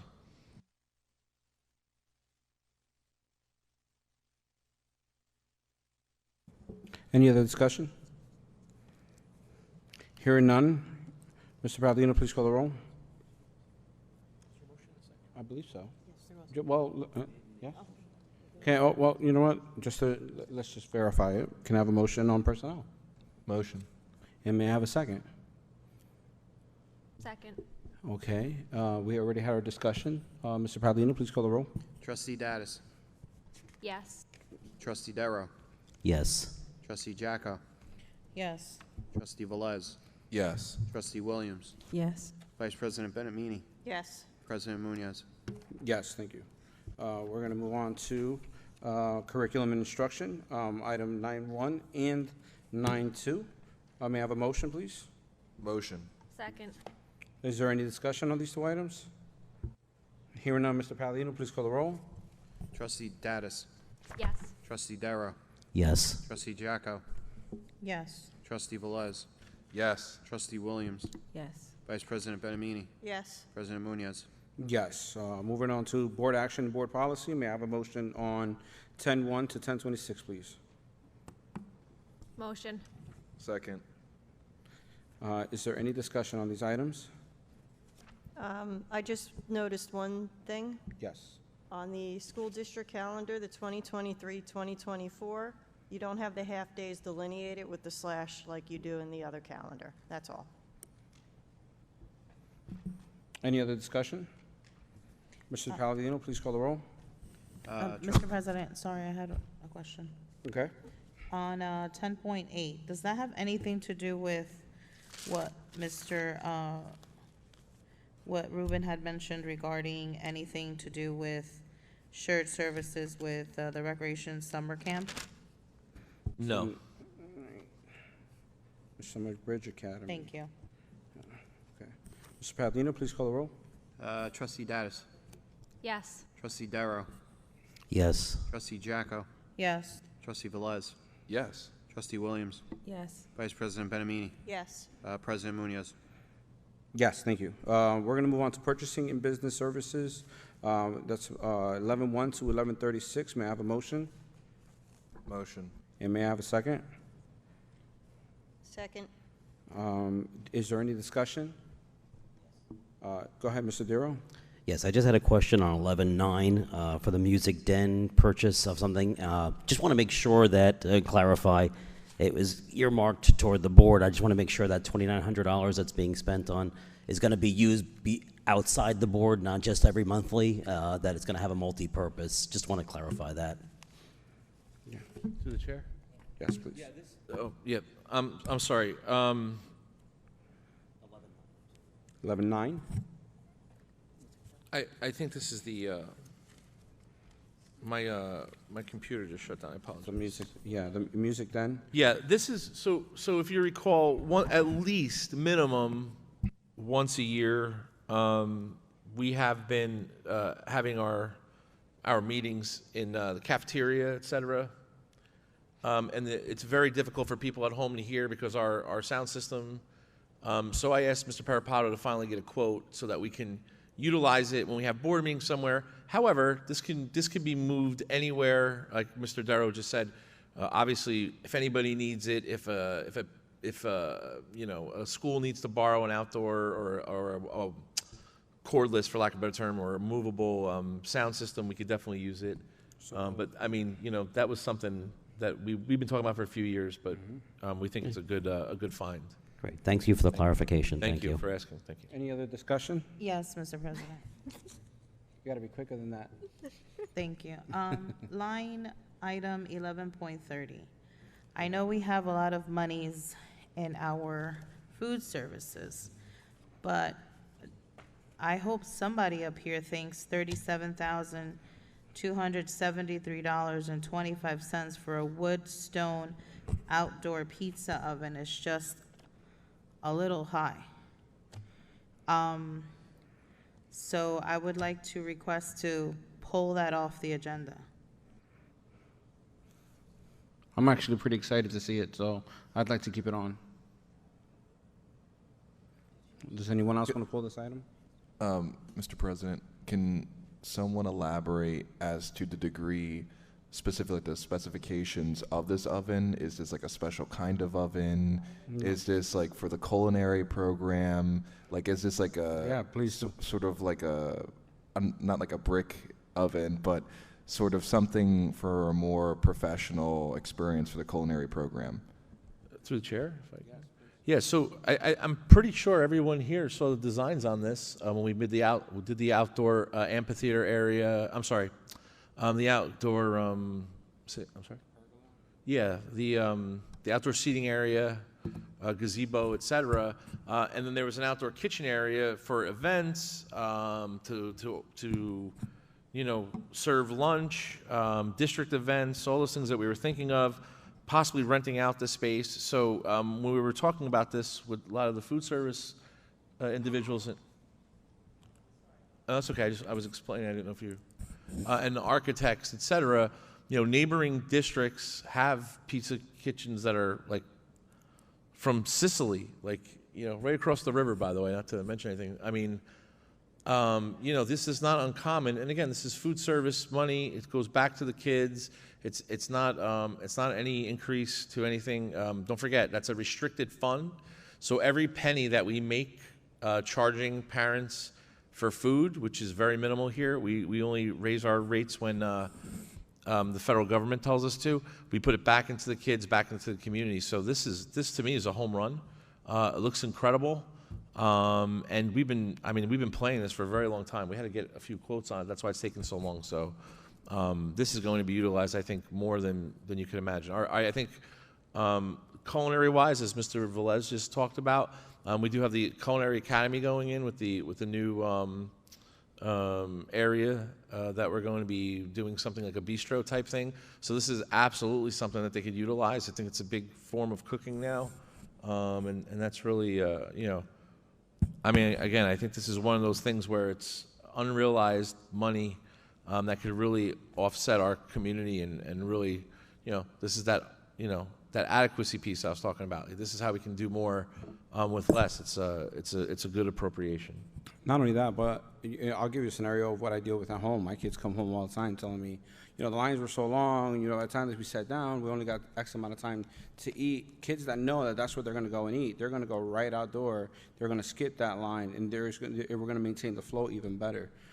And for me personally, I'm looking at things that are happening outside of our district, and I can very much see how this is something to add into our kids here, because our kids don't leave. Like, if you go to a neighboring town, Nutley, lunchtime they leave. They get to go have pizza at Rocky's. They get to go do all that stuff. We don't get to do that here, so why not make their experience here? We're already doing the senior cafe. Why not give them the best experience while they're here at the high school?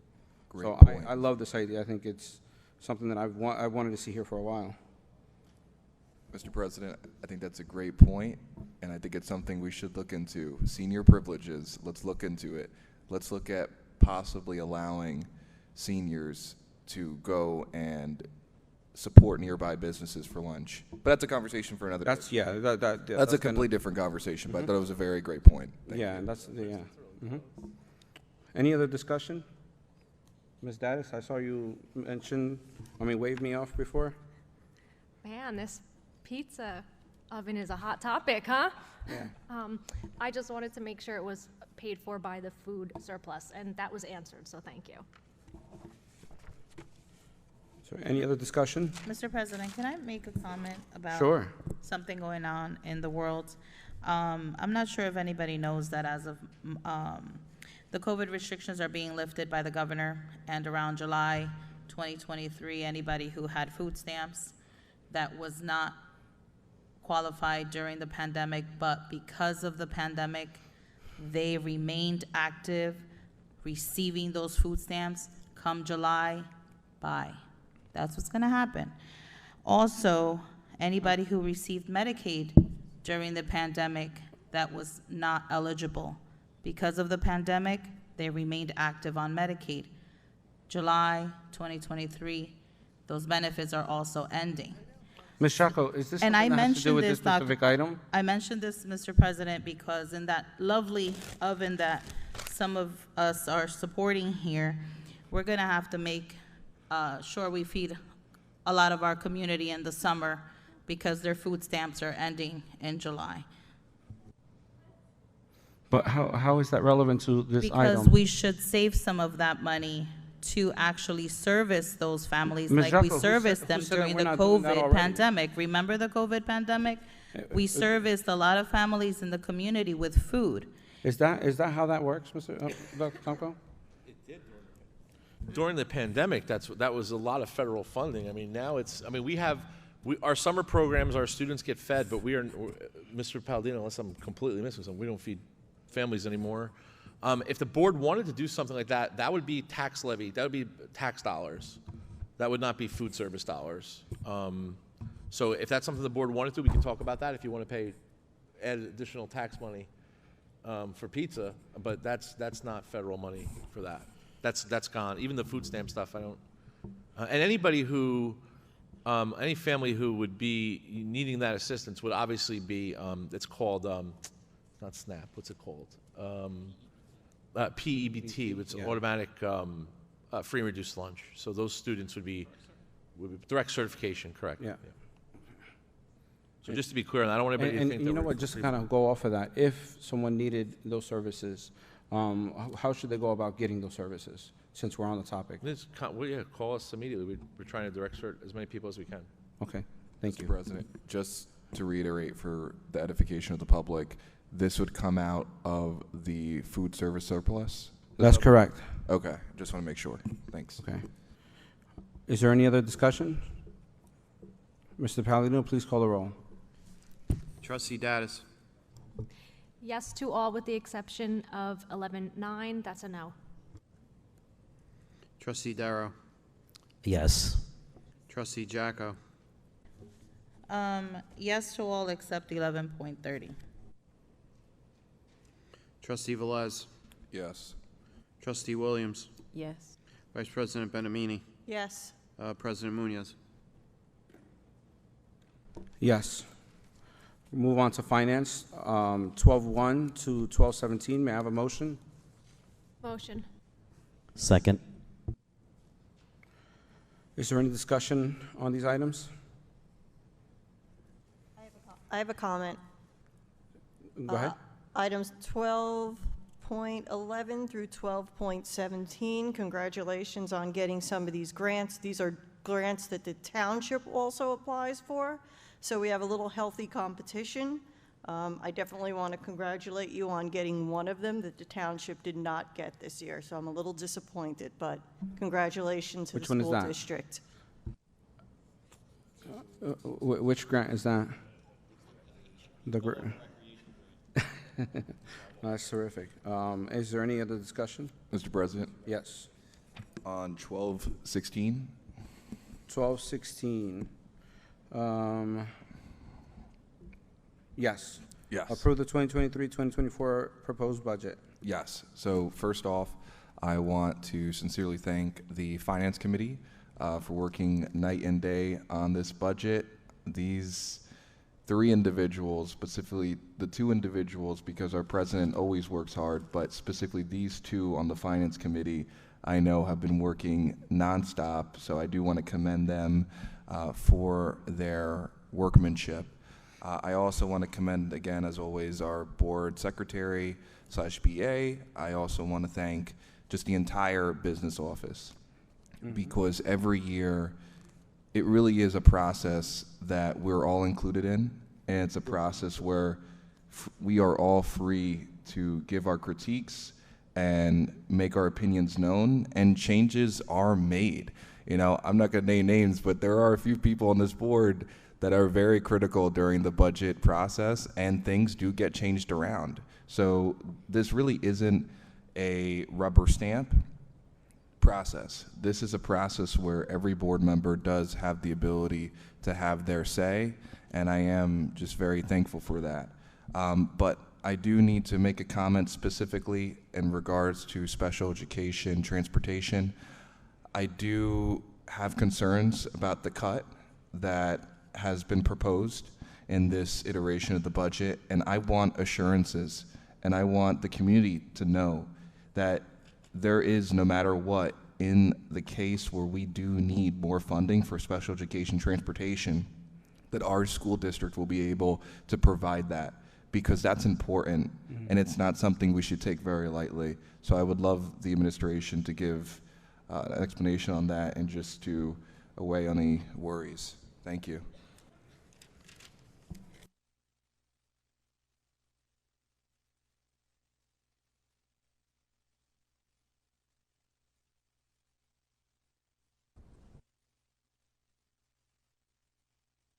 Yeah, through the chair, well, with the vote of this budget, we've come up with some number lines, but I think we talked about, obviously, if there is a need to provide transportation for a student with an IEP, we're going to make that happen. We have to.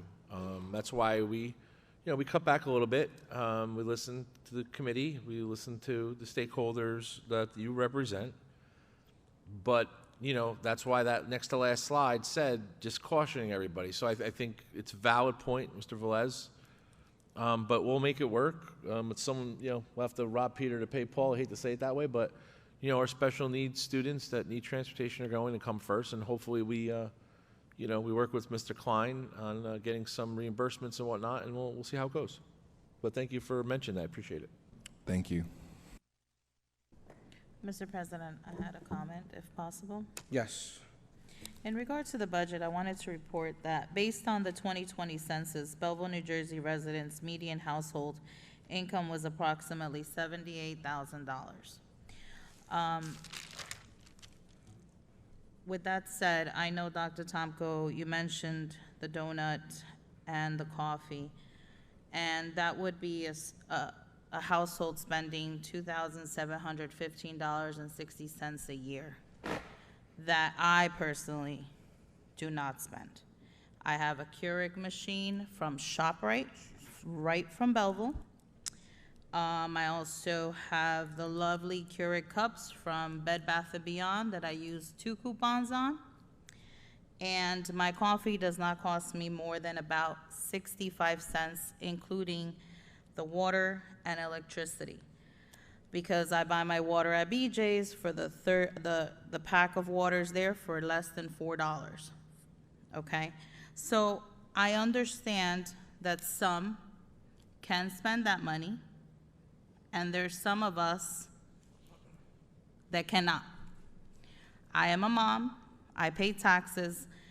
I know you're a dad and you pay taxes, so I'm not trying to disrespect you or anybody up here. I think that as professionals, we must have a healthy conversation. I hear some people in the public say that also, and others get out of hand. And you worked really hard for your degree, Dr. Tomko. So regardless of any differences we may have, I have to respect you. I tell my kid to respect others. I also have to walk the talk. So I think that, first off, if anybody took that title away from you today, I'm very upset that that even occurred, because we want to make sure we do our jobs, but we have to meet somewhere. And as you know, I definitely can't meet you at the Dunkin' Donuts. So I really can't. I would love to, but I really can't. I have to be real, and I'm real. I'm a parent.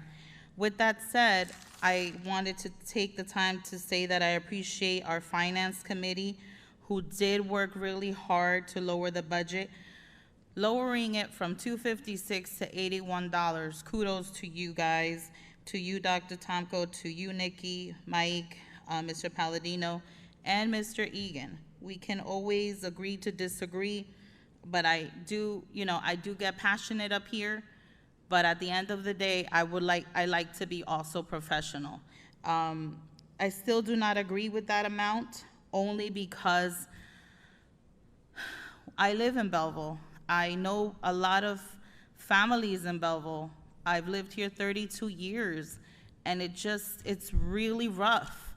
Those $10 a month, those extra, it can be pocket change to some people, but to our families in Belleville, it's not. It really is not. They don't have just one kid or 0 kids. There's a lot of families out there that have 2 or 3 children. And I know many of us up here have families and children, etc., but I really wished that we could have gone down a little bit more, because I know that next year and the year after that, based on going to the conference in January in Washington, D.C., and I had shared some of those slides while I was out there to the board. You know, we had someone from Yale speaking out there stating that for the 25-26 school year, the state is not really going to give us a lot of funding. So I wanted to really save for a rainy day. You know, we as homeowners or renters know something messes up in the house. We got to fix it. It's an emergency. Let's save that money for those rainy days. And that's really all I was trying to say respectfully. And I really appreciate all the work you guys do. But I just wanted to explain why I feel the way I feel. Thank you. If I can ask, kind of add to the end of what you said, in your saying that there's rumors that they may not increase, wouldn't it be smarter to be more prepared now instead of cutting now, so that when we don't have that budget allocated to us, we don't have a bigger gap that we have to figure out later? But we're not cutting, we're raising. Exactly. That's what I'm saying. Isn't it smarter to raise an adequate amount now instead of cutting more, if there is rumors already surfacing that in the future they're not going to provide us fundings? Wouldn't that just put us in a worse place later on? That's depending where you look at it from, because I haven't had a raise in over 4 years at my job. So, you know, some people want to raise every year. I understand that, but you know that. So I know that some of us have made comments about different things, but so we have to just start. Like I mentioned before, there's a lot of things transpiring in July 2023. I work in the medical field, and I know a lot of information, and I know different things going on. And those families without health insurance and those families without food or extra food that they used to have, it's gonna be rough. We're gonna, and then we're approaching that with raising taxes right now. I think last year you guys did a wonderful job. I think you guys did everything you could with everything we received financially. I just don't know why we couldn't run with that this year, the following year coming, and, you know, keep it at a less than, or just about a 1% increase, not the 2.02. I think we could have done it, because we have to stretch the dollar. Unfortunately, this is Belleville, New Jersey. We do not have more than what the census says. And I'm going on the census. We do not have $150,000 budget, $150,000 incomes here in Belleville like that. Maybe 0.019%, but definitely not more than that. I don't know anybody that lives in Belleville in my 32 years that make that living in Belleville, and I know a lot of people. And what they do is they probably move out if they're making those monies. Okay, any other discussion? Hearing none, Mr. Palladino, please call the roll. Trustee Dattis. Yes. Trustee Darrow. Yes. Trustee Jacko. Yes to all and no to 12.16. Trustee Velez. Yes. Trustee Williams. Yes. Vice President Benamini. Yes. President Munoz. Yes. This concludes this part of the meeting. We're going to move on to, excuse me.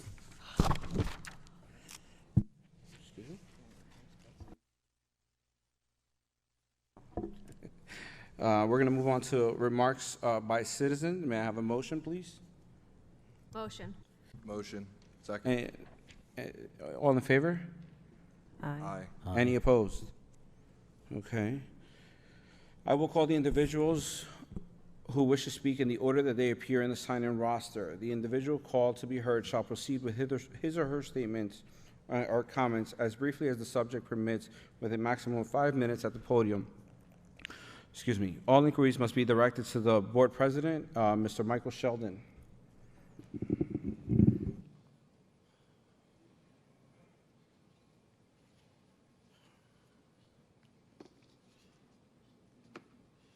Good evening again. I have two quick questions regarding agenda items. I didn't have the time to ask about them earlier tonight. First, 8.30, this was the approval of the appointment of an individual to position of maintenance crew. If I understood the board discussion correctly, this individual is moving from step 1 to step 5 after 6 months. Aren't there intermediate positions? What happened to steps 2, 3, and 4? If you can clarify that. The other item I wanted to ask about is 11.1. It says here, approve the quote from Protected Solutions in the amount of $120,000 for 27 protective bookcases. That comes to $44.50 per bookcase. Could you explain to me later on how big are these bookcases, where are they going, and what is the nature of this protective covering? I now want to say a word or two about the school ratings, the controversial school ratings that came out just a few days ago for the 21-22 academic year. I already commented upon this online on Facebook. There's a mixed picture here. School 5 now is our superstar. School 5 is in the somewhere in the 80 percentile statewide, so congratulations to that school and Mary Ann Gilligan. But at the same time, and I'm sure all of you have noted this, School 4 has had apparently a total collapse. School 4 now, statewide, is ranked 3.95%. It's in the same category as some of the worst performing schools in the worst parts of the state. I don't know if there's a numerical error here, but I'm hoping that you guys can figure out what's going on there, and I'm hoping that there is some sort of calculational error. Yes, the middle school has shown some significant improvement, but it still has a long way to go. It's no longer mired in the bottom 10%. It's well into the 30th percentile now, so kudos to Roman Royal. But also, I noticed that School 10, which has historically been our superstar, they were the ones that, school number 10 was usually in the 80th percentile. Now it's dropped down into the low 40s.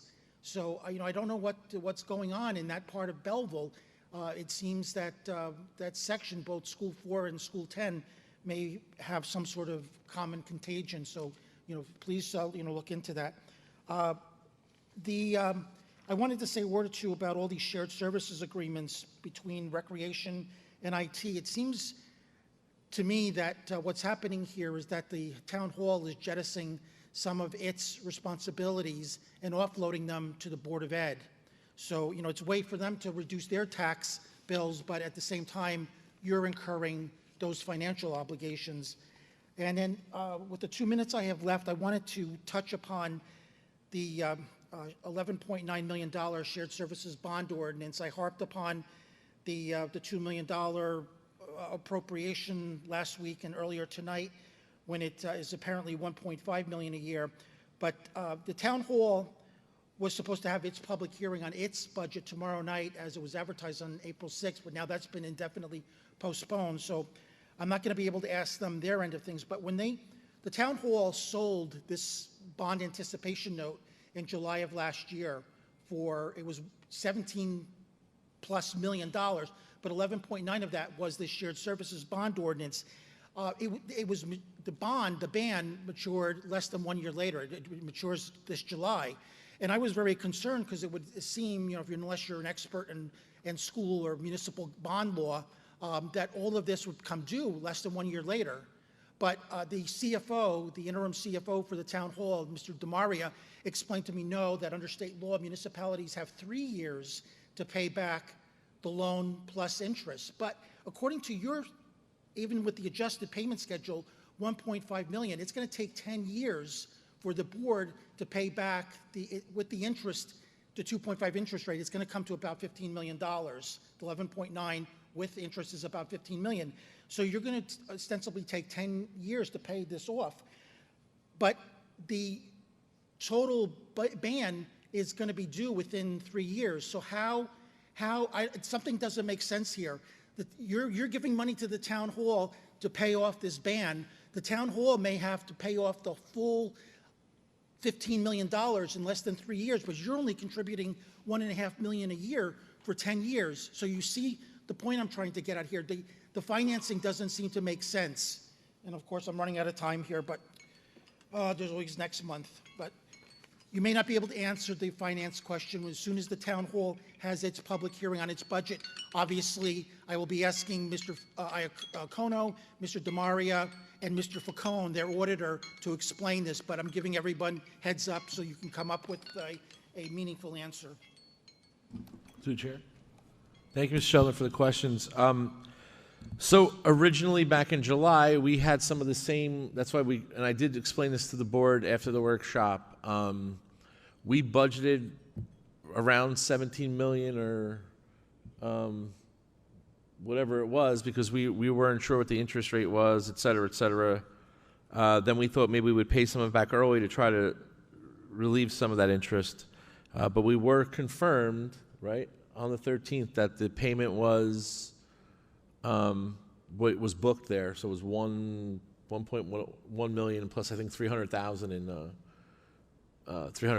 interest. So that's where we're at. So we were told to budget that over 10 years. So again, I do understand what you're saying. That's why our numbers were off a little bit. I can answer 8.30 again is it's in a contract where individuals for the maintenance contract are hired at step one. They go through a probationary period that has to do also with their Black Seal license if they don't have it, et cetera. After 6 months, they're reviewed, and then they realize their full allotment of experience. So what we do is we have the board approve what that change will be in 6 months, and that's what you see there. That's been something that's been happening here. You know, some of the maintenance individuals that we've been hiring don't have any experience. Maybe that's why you haven't seen it. So if it's a new worker, they don't get their experience, but that's something that's been allotted there. 11.1 is Protect Ed is a company that designed a ballistic bookcase. So it's furniture. We're actually, my hope is that within the next several years, every room in the district has these. And what it basically does is in an active lockdown situation, it covers a door so a door can't be breached. We kept that kind of top secret for a little bit, but it's out now, so it's not really a big deal. But we're one of the only schools, I think, in New Jersey. There's about four or five districts in New Jersey that have it. This is a veteran-run company, retired, like special forces. They install it here, and all of this money, just so everyone knows, is, unless I'm wrong, Matt, it's all safety grant money, right? Correct? So this is from ROD grant. So all these devices that we're buying and we're trying to put in the units are all grant monies, whether it's safety grant at the end of the year or ROD grants, et cetera. So we're not using any tax money. But the whole idea was to try to, again, like I said, demilitarize the classrooms, right? We don't want to have... okay, it's not ROD, it's Capital Emergent Grant. It's, again, just grant monies, not local tax levy. The whole idea is to try to demilitarize the classrooms. So now when students go in there, all they see is a bookshelf with books on it, et cetera. They don't think it's something to save them. Some of these shootings that we've had, if they had these bookshelves, would have saved some lives. I'm proud that we have them. I'm proud that we're using our grant money for it instead of just cameras. And, you know, I'm not putting that down either, but we're cutting edge on this. So, so again, I appreciate you asking that question. I think that was it. That's it. Thank you. Thank you. Mr. Ruben Rodriguez. Moving on. Mr. Vincent Frantantoni. Sir? Yes. Okay. Mr. Frank Acuna.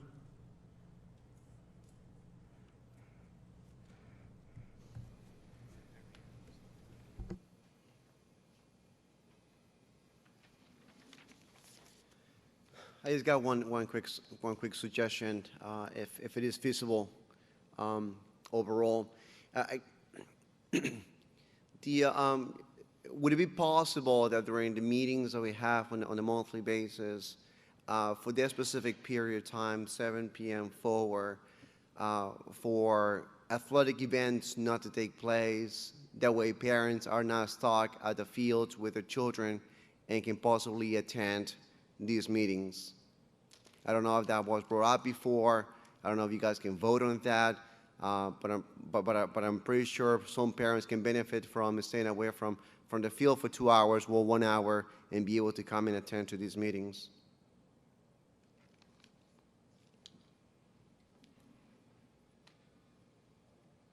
So, Mr. Acuna, just want to take that moment and reiterate some other avenues that anyone in the public can take to communicate with us. If for some reason, and Dr. Tomko will elaborate afterwards to your statement, but if for some reason you can't be here and there is a question based on the agenda that you would like asked and you would like an answer to, either before the meeting or even after the meeting, you could always send an email to Dr. Tomko, and he responds to that email with the explanation of whatever you're concerned with. That's common practice. We get that at pretty much most of their meetings. But just to elaborate on the athletics and time scheduling. Again. Yeah, to the chair. The schedules are put out well in advance by the league, but I can always talk to the athletic director. I think it's a good idea. Maybe we can see what we can do. Thank you. Ethics. Yes. So we're going to go ahead and motion to close public participation. May I have a motion, please? I'll make a motion to close. Second. Is everyone in favor? Aye. Any Aye. opposed? Okay, we're going to move on to items and remarks of committee reports and board members. Trustee Velez. Thank you, Mr. President. First off, I want to recognize that April is Autism Awareness Month, and I want to just reiterate the importance of acceptance and inclusion and how I am so grateful that in this school district we practice these ideals every day. So I just want to take the time to recognize that. I also wanted to recognize the achievements of the student awardees tonight for their amazing performances in the winter season representing BHS. So congratulations to them. And I also want to give a congratulations to our current athletes in the spring season, specifically the girls softball team and boys baseball for their outstanding record so far. I think it's amazing that we're seeing such growth with these programs, and they're doing great, really great work. Looking at the budget that we just passed, I think there's gonna be a lot of conversation, but specifically I do want to echo some really important points that were raised tonight, talking about funding. And I think this board has an amazing opportunity and has had an amazing opportunity the last few years to find new forms of funding beyond the regular tax base. And specifically, I would like to highlight that this board is currently pursuing new funding sources, such as sponsorships with local businesses, special brand deals, and greater cooperation with the township in the form of shared services. I think this is important because we can't always expect that future projects will be funded solely on the backs of working people. And I think that's something that this board is very passionate about. And I think that's something that this board is really living up to. I think it's important that we realize that we need to invest more every day in our children's education. And we do need new forms of funding, and we need to plan now, not later. And I'm very happy that this board is pursuing that. I also just wanted to stress the importance of cooperation. And I think looking back over the last few years and even today, it really is something to be said that on this board and just overall in this township, we really are seeing a new era of cooperation amongst the different people in this township. And I think it's a great thing, because for many years there was great stagnation because of just ridiculous conflict between so many different people for very stupid reasons. And I think that now we see such real change because of that new spirit of cooperation and partnership. And we need to do more. And I'm very thankful for that. So thank you all tonight for tuning in and being here, and I just really look forward to continuing to move our school district forward. So thank you. Trustee Jocko? Thank you, Mr. President. I echo what Mr. Velez is saying. I agree with him. I definitely agree with shared services. I just hope that it's shared services where we pay our equal share. I wanted to give a quick report about the National School Boards Association conference that I attended March 31st weekend. Thank you to the current board for supporting me so that I can attend. I hope and I wish that in the future I attend along with the board. I look forward to that someday. They spoke about how to prevent stress from entering our school system. I'm going to mention 3 quick notes or key points of many that they mentioned. They said opposite values are complementary. Don't be a football of other people's opinions. Don't see intentions in other people's mistakes. Those were very important for tonight. I've been stressed out all week. There was a keynote speaker named Jenna Hager, which some of you may know is past President Bush Jr.'s daughter. She was one of the keynote speakers at this conference. I like to quote, she stated, "Where you are born shouldn't predict your quality of education." I also attended a class called Turn Your High Poverty Schools into High Performing Schools, how boards can support and accomplish this goal. There were many slides that I shared with the board because we all want our underperforming schools to succeed, and I strongly believe in intervention and prevention, and I hope to move forward in that direction. I want to say congratulations to the Belleville athletes that were recognized tonight. The coaches keep up the great work and keep making us and Belleville proud. There was no committee meeting for the athletics, but I would like to make some comments. I would like to advise or ask or request that we do an update of any sport scores sent to the committee before our next meeting. I would also like to know how the athletic department helps students get athletic scholarships for each month.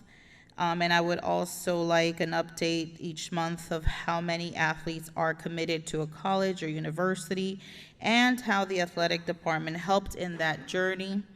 I obviously would like our athletic department to continue to be more proactive. I know our next meeting next month is after Mother's Day, so happy Mother's Day to all the moms out there. And Mr. Palladino or Dr. Tomko, can you give me an operations report, please? And also, since line item 6.1 is now on the agenda, I would like for the associate legal fees not to just have the amounts, but how many hours, because if the other departments are noting hours, I would like their portion to say how many hours they spent on that bill. Thank you. Trustee Darrow? Yes, certainly I echo Mr. Velez and the board's desire to look for alternate sources of funding in the future, as I think we are going to definitely need it to look for other solutions.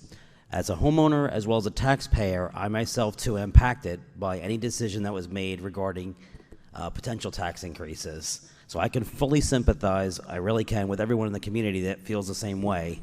As the co-chair of the Finance Committee, along with Ms. Daddis, I know that we had continued this past week to do our due diligence, to work with the administration, to constantly look for areas where we could effectively cut costs while continuing to maintain needed services. If anybody knows Ms. Status, she was not going to let any stone go left unturned looking for savings. Along with everyone else on the board, I would have strongly desired the amount to be reduced even more, but with the upcoming contract negotiations, with teachers and paras, coupled with the rising cost of health insurance and keeping our students and staff safe with our security needs, this just did not seem to be a viable or sustainable goal. Any increase is difficult, especially with the economy the way it is, some people just struggling to make their ends meet. But I did ultimately agree to the final numbers presented here tonight as I had to weigh everything out to come to that decision. I am happy, on the other hand, that the indoor training facility is getting used for different functions. I had the opportunity this past week to attend the Life Skills program where folks were selling merchandise in support of autism awareness, as Mr. Velez brought up. This place was a great investment for our community, and I'm hoping that we see more and more events like this happening in the future. I'm thankful for the 18 EpiPens donation. I don't know if it was mentioned at all or not, as some of our students are extremely allergic to certain foods and things out there that may necessitate the need for those to be used in the district. So I'm grateful. Whoever did the donation, I'm grateful to them. We congratulate all the sports teams and student athletes that were honored tonight in the earlier presentation. I myself cannot believe that it's almost May at this point, and we will soon be in the last 2 months of the school year. I do thank everyone for coming out tonight, continuing to raise their opinions and their questions, which is completely welcome to me as a first-time trustee. I value the opinions that I'm hearing here, and I really appreciate people coming out and making their opinions known. It's important to me, and I'm sure everybody else on the board as well will have the same opinion. I do wish everyone to have a great night tonight. Thank you. Thank you, Ms. Davis. Trustee Davis? Good evening, everyone. Congratulations to all the students who received sports awards tonight. Great job. One thing I just want to touch upon, I'm really having a hard time wrapping my head around the number set aside for security, why people are questioning that. There was talk of this last week, and I've been hearing about it all week. Security in our schools is not up for debate. I want to make that very clear. In this district, we do a very good job in this department, and it's being questioned. What are we actually doing here? I have 2 young kids in the schools, so this category is top on my list. If the professionals say we need X amount of dollars, I'm gonna say we need X amount of dollars as well. With the devastating things happening in schools around the country, this is a dangerous area to mess with. The word risk was mentioned. I mean, does anyone want to stick around to see what the risk would be to cut back on that? I don't. I sure as hell don't. That's about it. It's been a long night. Everyone's tired. Thank you, everyone, for coming out, voicing your opinions. Have a great rest of the night. Everyone get home safe. Thank you. Trustee Williams? Thank you, Mr. President. Good evening, everyone, and thank you for coming out tonight. Congratulations to our student athletes and your achievements. Also, a huge thank you to our coaches and parents for your support.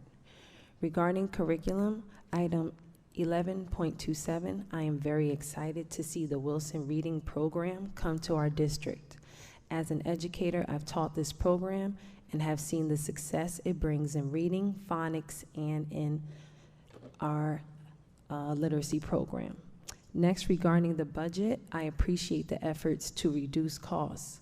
No one likes when taxes or costs rise. Still, unfortunately, nothing stays the same, and with the cost of living increasing and enrollment growth, an increase in prices is inevitable. I do value funds going toward programs that serve the students. Also, I hope these increases will reflect in fair pay for our staff. Lastly, I'd like to recognize April as Autism Awareness Month. Let's continue supporting these students and celebrating their unique talents and abilities. Also, thank you to our teachers and staff who support these students.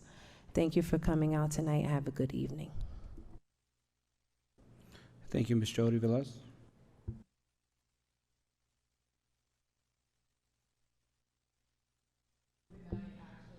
Jody, hit your microphone one more time. Pull it closer. Yep, pull it closer to you. There you go.